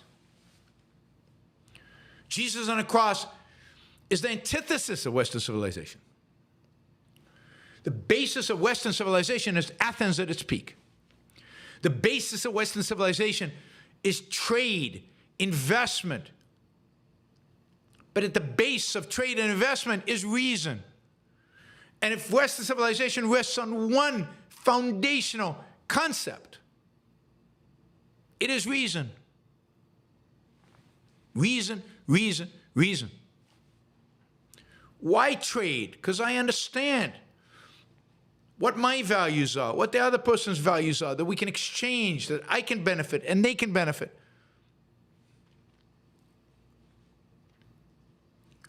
Alejandro has a quote from Atlas Shrugged, right? She says, sacrifice could be proper only for those who have nothing to sacrifice.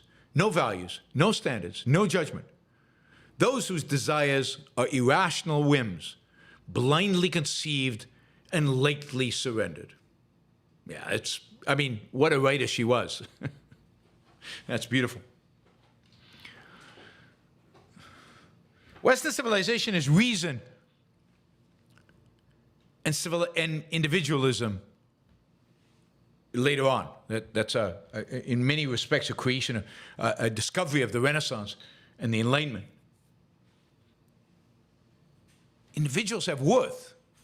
They can guide their life through reason, in pursuit of values, in pursuit of greater and greater values, and ultimately pursuit of happiness, which comes from the achievement of values, not from the achievement of sacrifice, but the achievement of values. Western civilization rests on the idea of reason and individualism, not of sacrifice. It's antagonistic to the idea of sacrifice. Western civilization is the rejection of human sacrifice, of animal sacrifice. It's a rejection of a God we must mindlessly obey. It's a rejection of instant gratification. And it is an absolutely embrace of this life, of reason as a guide to life, and trade as the way in which we deal with other people. Value for value. Win, win. Not the lose-win of sacrifice.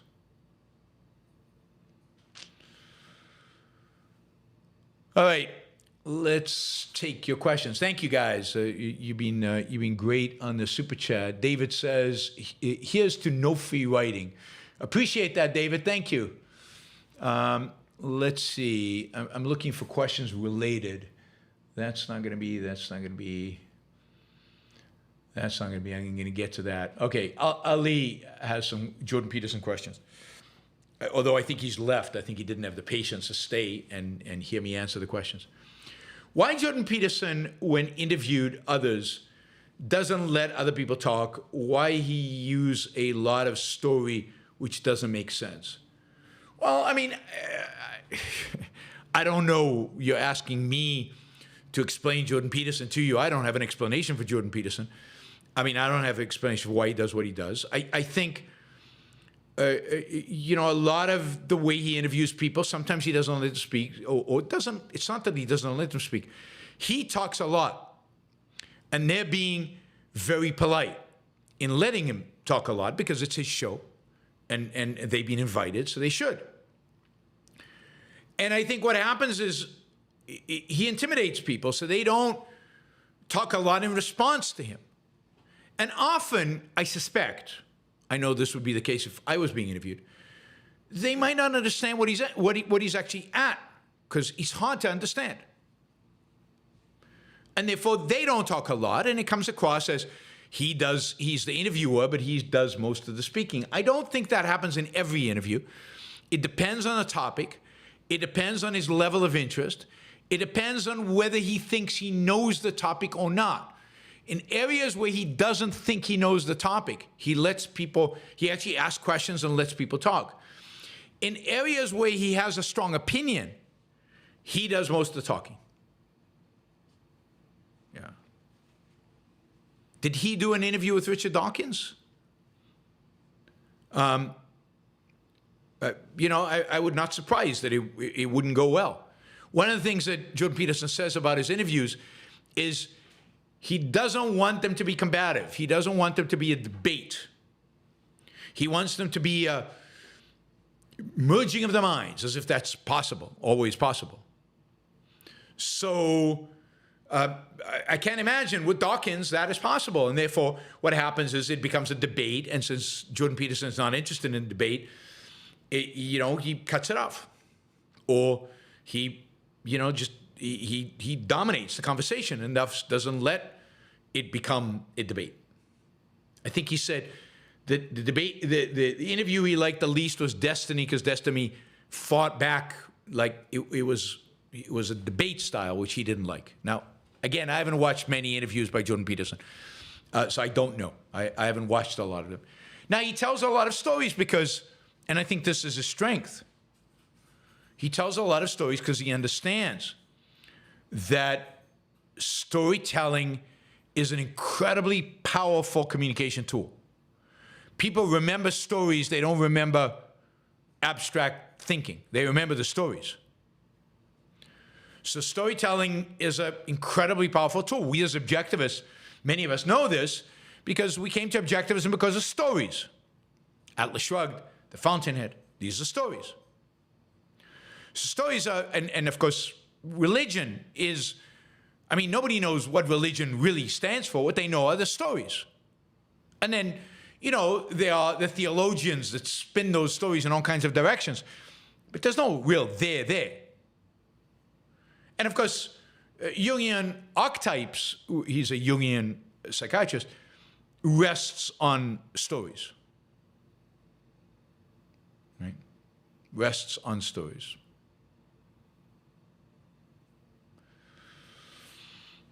So that's why he uses stories. Ali also asks, he keeps asking me why Jordan Peterson does stuff. You should ask Jordan, not me. Why Jordan Peterson hasn't stopped him from abusing drugs and crying like a baby on TV. Also, his only daughter getting a divorce means his teaching doesn't have value in closest person to him as conservative.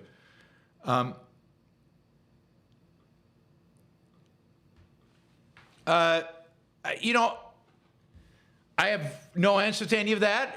You're basically, I don't know if he abused drugs. And so I don't think that's a serious question. And the fact that somebody gets divorced, I mean, people make mistakes and they reverse those mistakes. I don't see a problem in divorce. I think divorce is fine. I've got problems with Jordan Peterson's philosophy. I've got problems with Jordan Peterson's ideas. I've got problems with Jordan Peterson's presentation, for example, of the concept of sacrifice, which I think illustrates much of the differences between them. I like cognitive clarity. I want cognitive clarity.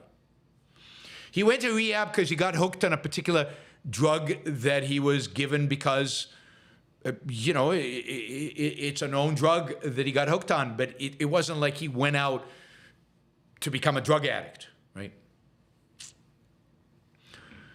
Sometimes you can get hooked on drugs while being strong. Somebody taking an antidepressant, sometimes I think it's wrong to think that you can overcome depression just by being strong.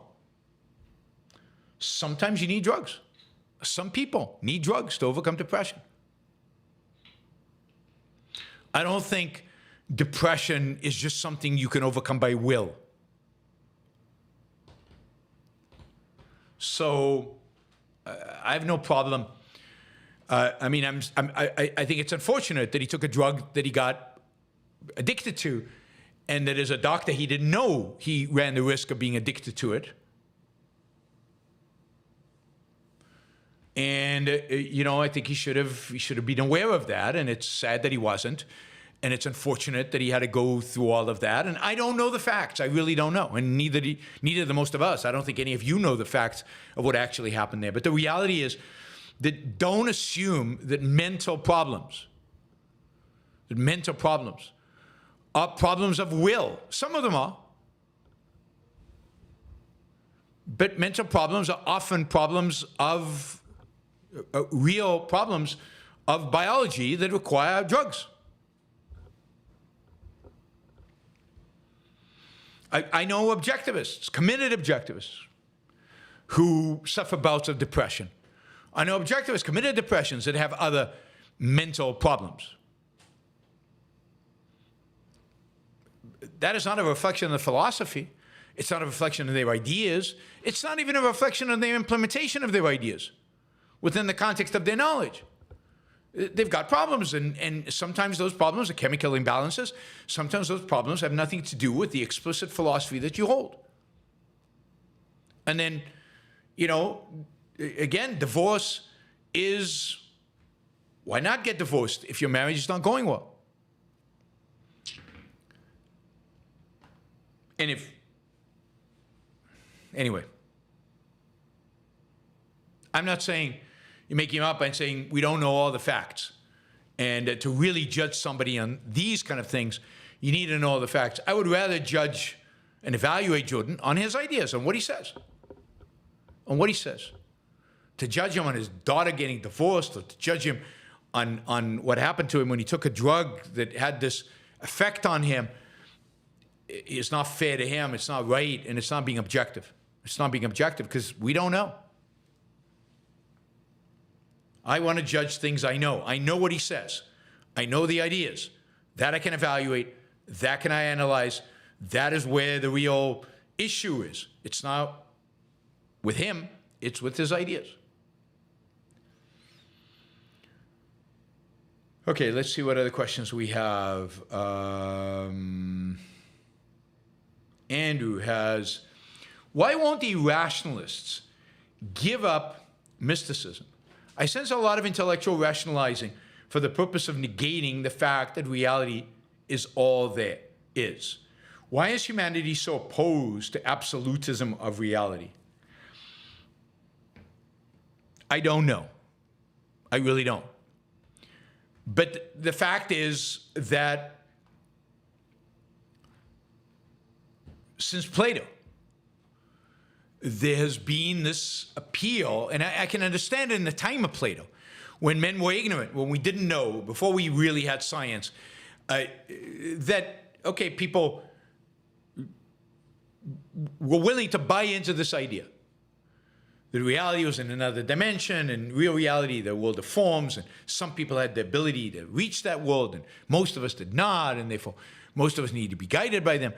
But why in a world where in a post-science world, in a post-America world, where you have political freedom, where in a post-Enlightenment world, why people still hang on? I don't know. I think because we haven't established, created a proper rational culture that can demonstrate concretely to people how it all works, and they still depend on some kind of crutch, some kind of hope, belief, faith. Maybe this is what Leonard means, that we haven't evolved to be in that state as a culture. So there's a certain, I mean, it goes back, I mean, a lot of this goes to the real intellectuals, the smart people who think for a living like Jordan and others, are incredibly influenced by the thinkers of the past and by the so-called sophisticated thinkers of the past, from Plato on. And those thinkers overwhelmingly are on the side of some kind of mystical explanation for what's going on. And they tend to be rationalistic.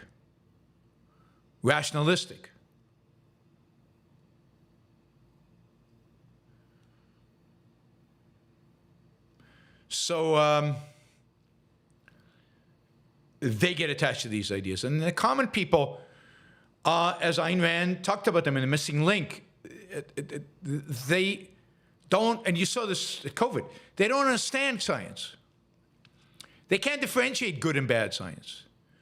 They have no conception of the impact of science on their life. So they don't really get reason and rationality. And therefore they are still at the perceptual level, and for them they need an explanation, which they get from conspiracy theories or in some realms, or from religion in other realms. So we have a problem of the intelligent people being rationalistic and the non-intelligible people being concrete, perceptual level, in their non-thinking. All right, I'm going to take some of the 5-10 questions about this topic. So let's see. Andrew, a fear of repudiating self-sacrifice is in the end, most want to be able to demand that another sacrifice for them. They want the option to force compliance with their demand should it be needed. I think some people do. I think that's definitely part of it. I don't know. That's a real, again, a psychological kind of, this is what's driving them. I think it's more of a fear of the unknown, a fear of that almighty, that if they don't commit the sacrifice, who knows what will happen to them. It's a lack of rationality which creates the state of fear and this openness to fear of the irrational, of the mystical, of the unknowable.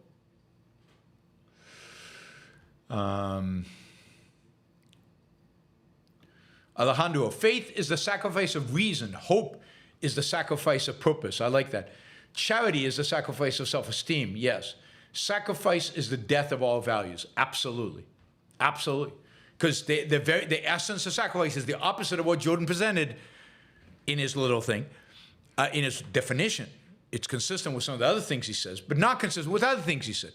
It's full of contradictions. But sacrifice is the giving up of values, which means the giving up of self, which means the negation of self, which means death. Certainly death of all values, all things worth achieving. Because the whole point of sacrifice is to give them up.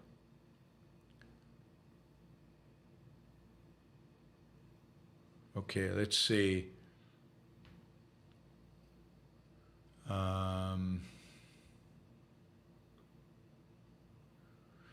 Eric says, so if sacrifice is boiled down to its essentials, it is giving up something without a rational expectation of value in return. Yes, I think that's right. I think that's right.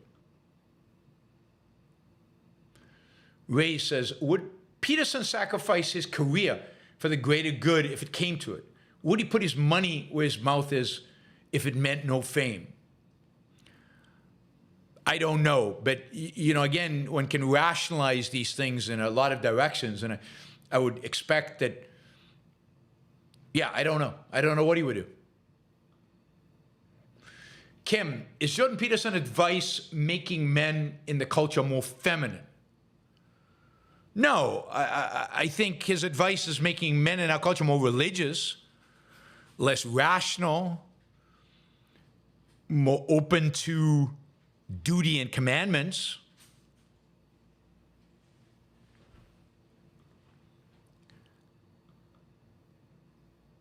Hunter, in my experience, confusion around sacrifice is a key hindrance to many layfolk taking objectivist ideas in earnest.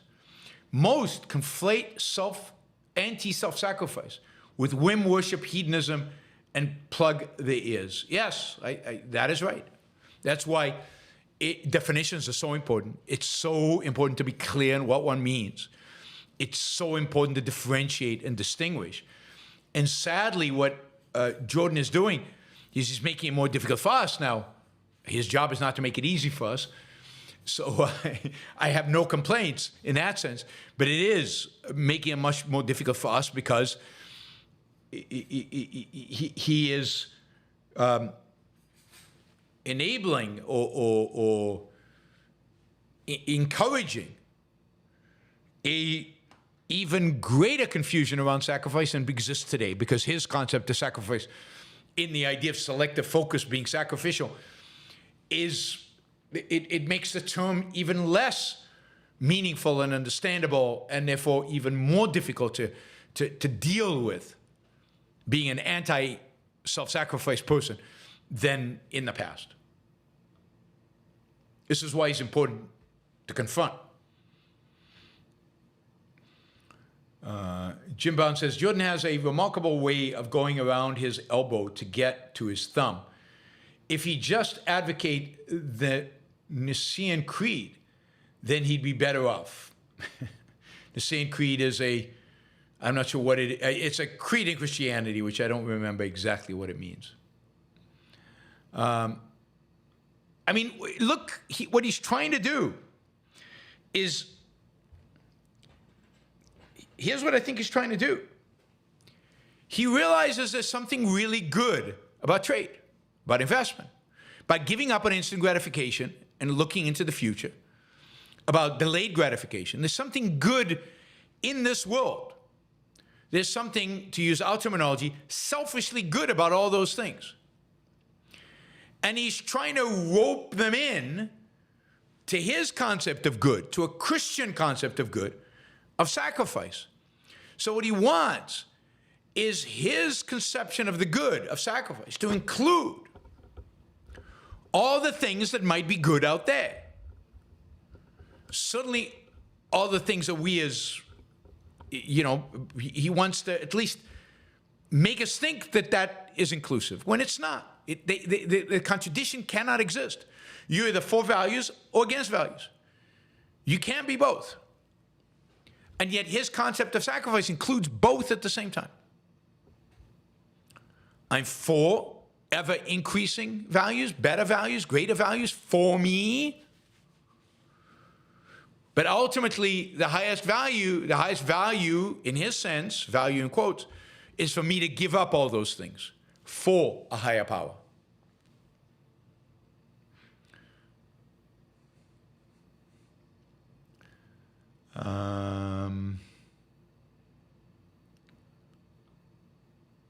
No, where am I going? Jeremy says, no earthly reason has ever been given for it. Sacrifice. Yep. Gail says, if Augustine and JP say we are predetermined, why is choice action meaningful to JP? Well, I'm not sure JP says we're predetermined. I don't know that he does. Augustine does. But they all don't give you a straight answer on this. I mean, why does the atheist, what's his name, Sam Harris, value choice? Why does he value choice when he says we're predetermined, when he says we have no free will? Islam Ali says, are you still teaching Peterson's courses? Yes, I'm still teaching Peterson's courses. I will still go and teach at the university as long as they'll have me. I don't know if they will have me once they watch all my videos on Jordan Peterson, but I hope they do. And I am still teaching, but because, basically because why not? Why wouldn't I? If the University of Texas invited me tomorrow, or the University of Harvard University invited me tomorrow to come and teach a class, I would teach, right? The fact that I disagree with the leadership of Harvard, the fact that I disagree with its philosophers, the fact that I disagree with almost all of its professors, why wouldn't I go and teach there? I don't think that the university in and of itself is an illegitimate entity. If Jordan Peterson insisted that everybody at his academy agreed with him, then I wouldn't teach there. But I asked, and he's not insisting that everybody agree with him. He knows I disagree with him. And he still wants me to teach. Yeah, I'm happy to teach there, right? I don't think Jordan Peterson is so... anyway, I don't think it's so problematic that I can't teach there. That would be yeah, there's certain people I wouldn't teach under their name. Jordan is not one of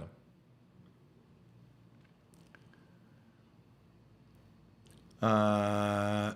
Let's see. Rafael says, hi, Yaron. Thanks for the great show. Jordan, well. When he says something like women are cheeky and vicious because beating them is a taboo, it turns me off heavily. Very incel-ish and whiny. That is a weird statement. I have not heard him say that, but that is a very, very weird statement.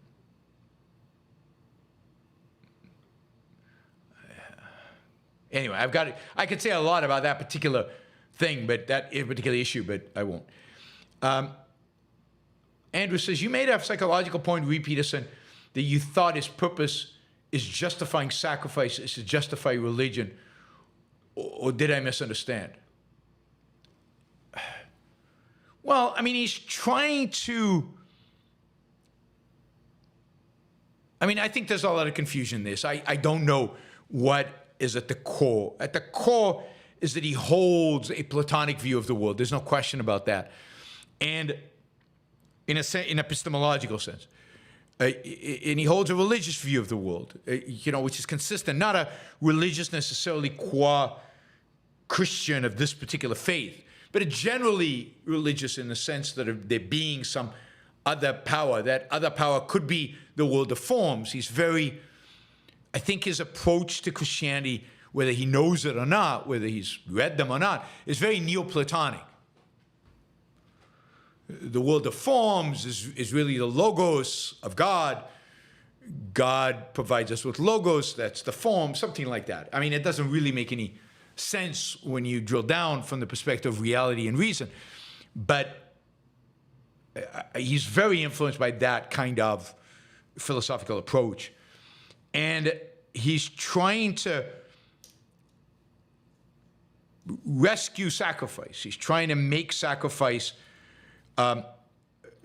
be both a religious and a secular concept, be consistent with this I think non-rational, non-reason, reality-based philosophy that he holds. Something like that. But I don't know if that's a psychological point or not.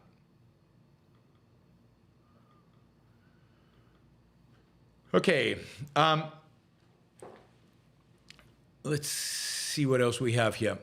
Noel says, Peterson reminds me of that character Harding in One Flew Over the Cuckoo's Nest, who is given shit by the character Tabor, young Christopher Lloyd, for rambling on and on using big words without making any sense. Okay, I haven't seen One Flew Over the Cuckoo's Nest in many, many, many years. It's been a long time. But it was, if I remember right, it was a great movie, and Jack Nicholson deserved the Oscar for it. All right, we've got a lot of super chats. Let's start covering them. Let's start doing them. Okay, let's start with the $100 one from Dave. Thank you, Dave. Dave says, sorry to hear about your shoulder. Have you tried using Forward Healthcare? There's no line when you go to the doctor. They don't take insurance. You just pay monthly. It's a free market solution. You text the doctors your symptoms and when you want to be seen. No, I haven't used Forward. I've got my own concierge doctors. I guess I don't need Forward in that sense. I've got doctors that I can call up anytime. In this case, I've got what I think is a very good orthopedic surgeon and I think looking at the MRI, there's no ambiguity about my problem. There's no, sometimes you want a second and third and fourth and fifth and sixth opinion. In this case, just look it up. You look up what I have, and it basically says, can only be fixed by surgery. I mean, pretty much every answer in Google and every doctor you ask will tell you the same thing.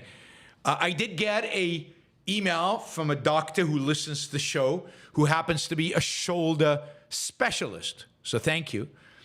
And I will be contacting him and making sure that the diagnosis that my doctor has is consistent with his understanding. And if anybody has any doubts, I will find the best doctor available. I don't need Forward because I've got my own concierge doctors. I can find, and I have good insurance, I can find any doctor I want anywhere, get an appointment, and go see them. Forward is great. I have nothing against them. It's just I have it on steroids. I have the same thing, just in a sense, globally and on steroids. So yes, the doctor who emailed me, I will be sending you an email with the MRI reports, and if you can figure out how I can share the MRI itself with you, I'd be happy to do that. I'm not sure how to do it, but I can certainly share the report with you. And I'm curious, thank you for offering to help me with it. Let's see. Let's do Frank. Also $100. Catching up, been reading Helmut Schoecks Envy. Yes, that's a great book. And rereading one of my favorite books, The Keynesian Epissode by W.H. Hutt. I'm not familiar with that, to get some inspiration. Good for you. David, ever heard of a YouTuber named Mike Israetel? No, I haven't. He's a fitness guru, but has recently on Quintlet podcast and spoke positively about Ayn Rand and espoused many rational views. Go to Dr. Mike. I'll look for that. That is very cool. I like how more and more people are coming out of the woodwork who've been influenced by Ayn Rand, and which is really great. I mean, you've got the history guy on YouTube that has suddenly read Ominous Parallels and his influence and read Ayn Rand and now influenced. So, yeah, Tick History, something like that. And so it's just that is inspiring to me, and that's how you change the culture. That is the long-term way in which we change the culture. It's not just going to be us. So we know those people out there who influenced.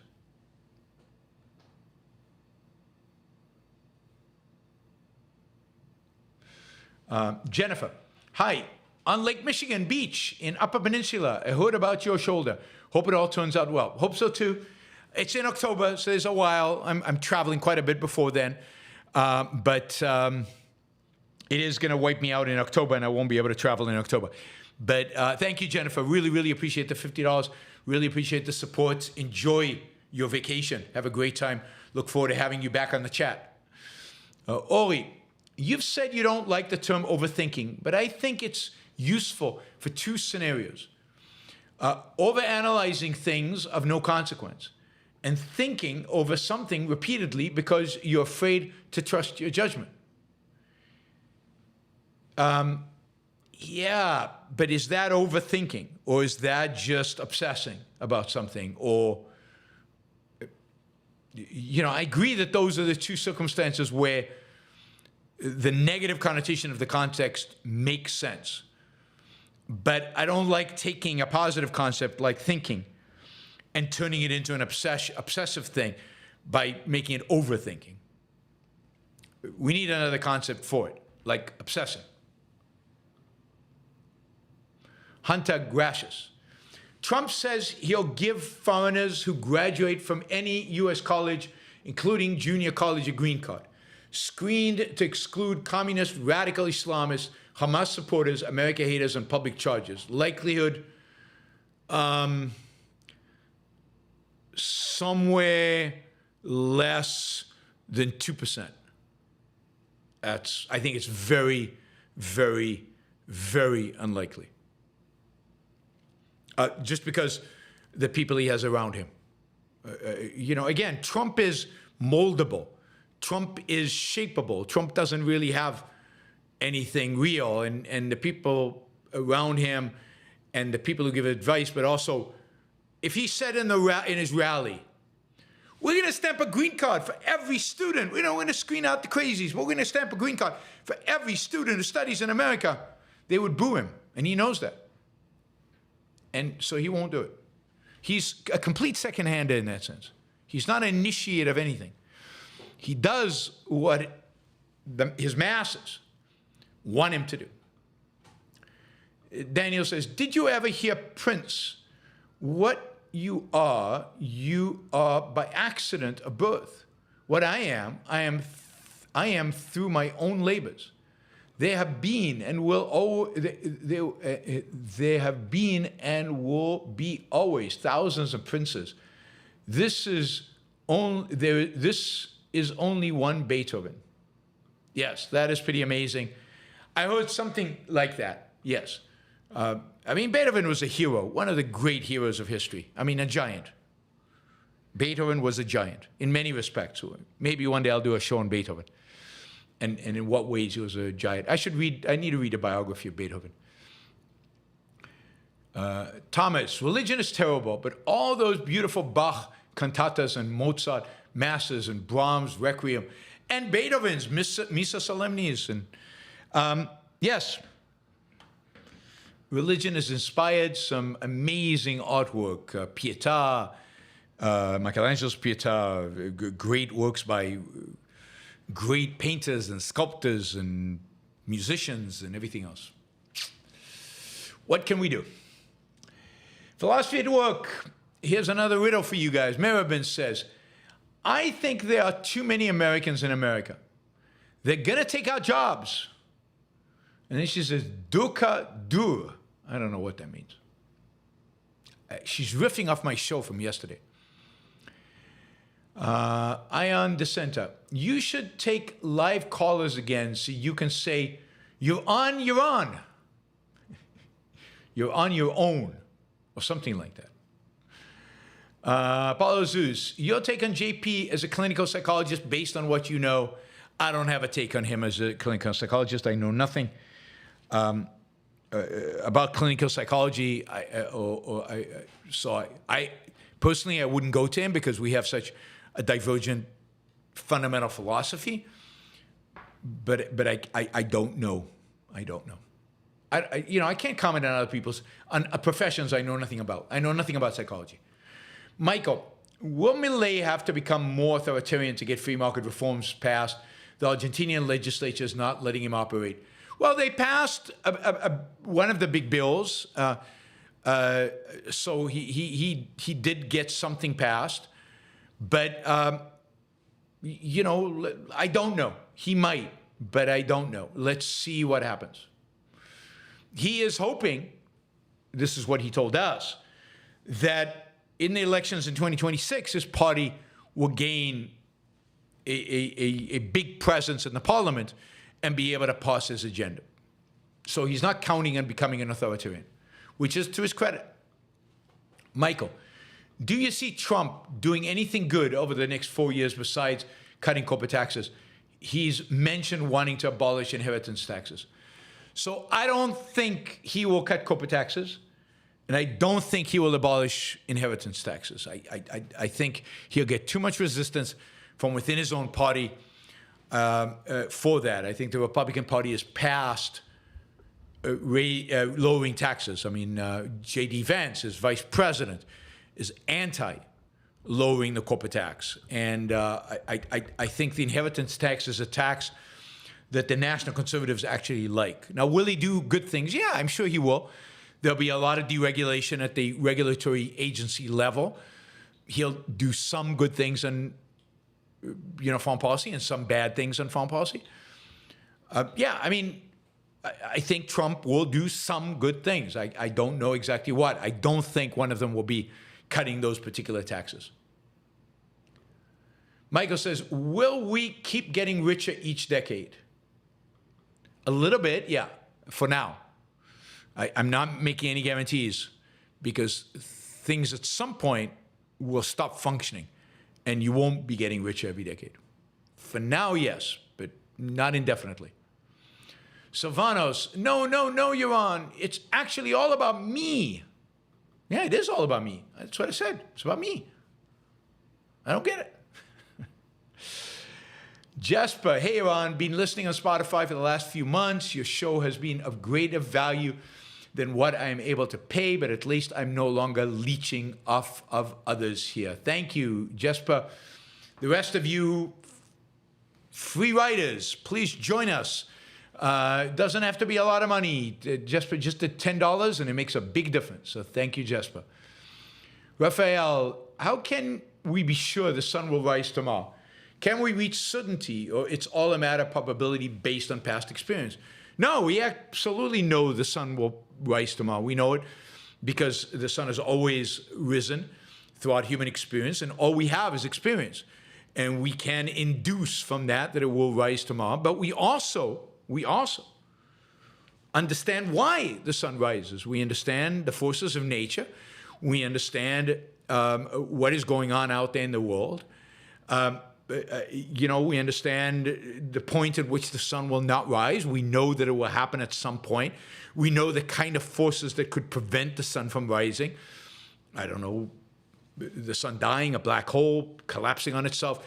We know something about the physics of that. We know that it might not happen. And yeah, when, you know, in a million years or in so many hundred thousands of years, that'll be a question. For now, it's not a question. So we can induce from the sun rising because we know both that it's happened and the cause of it. And that is a legitimate induction. At least we know a lot about the cause.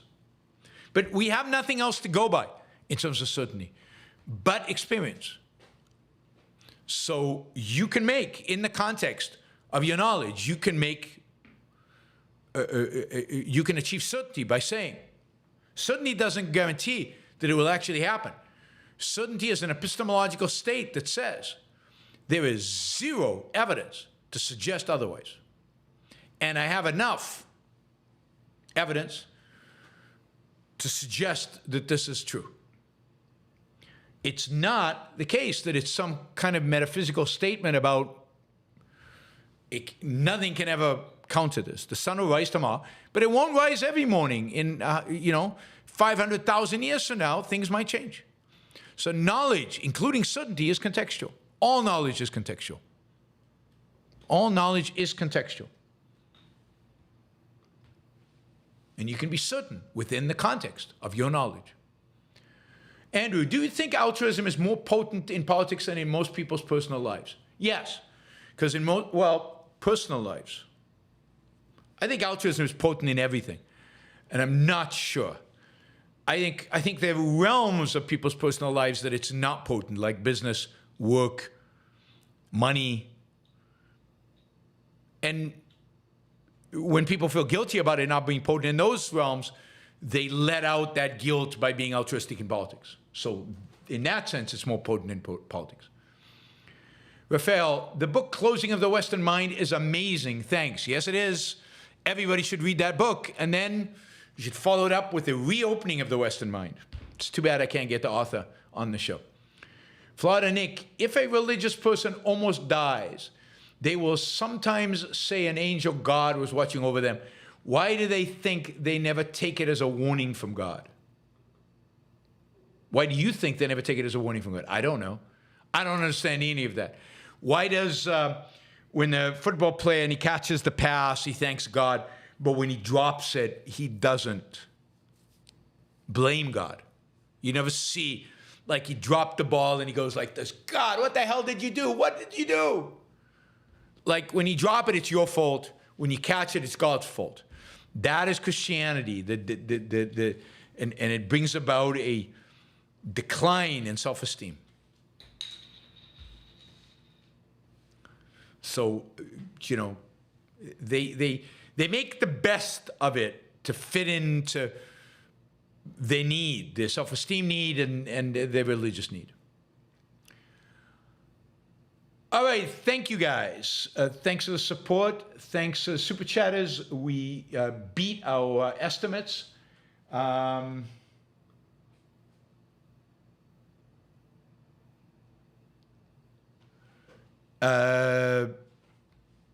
Thank you. And I will see you all. When will I see you? What day is it today? It's Friday. Oh, tomorrow. Tomorrow I think we have a AMA. We have an AMA tomorrow. So you should have gotten an email about an AMA. Hopefully everybody got their email. Let me know if not. But there's an AMA tomorrow. I'll set up the show. You'll have the link. And you have the link for Zoom for those of you who are going to be live. And we have an AMA tomorrow at 2 p.m. East Coast time. See you all tomorrow. Bye, everybody. Thank you. Thank you. Thank you. And have a fantastic, unbelievably good weekend filled with pursuit of values.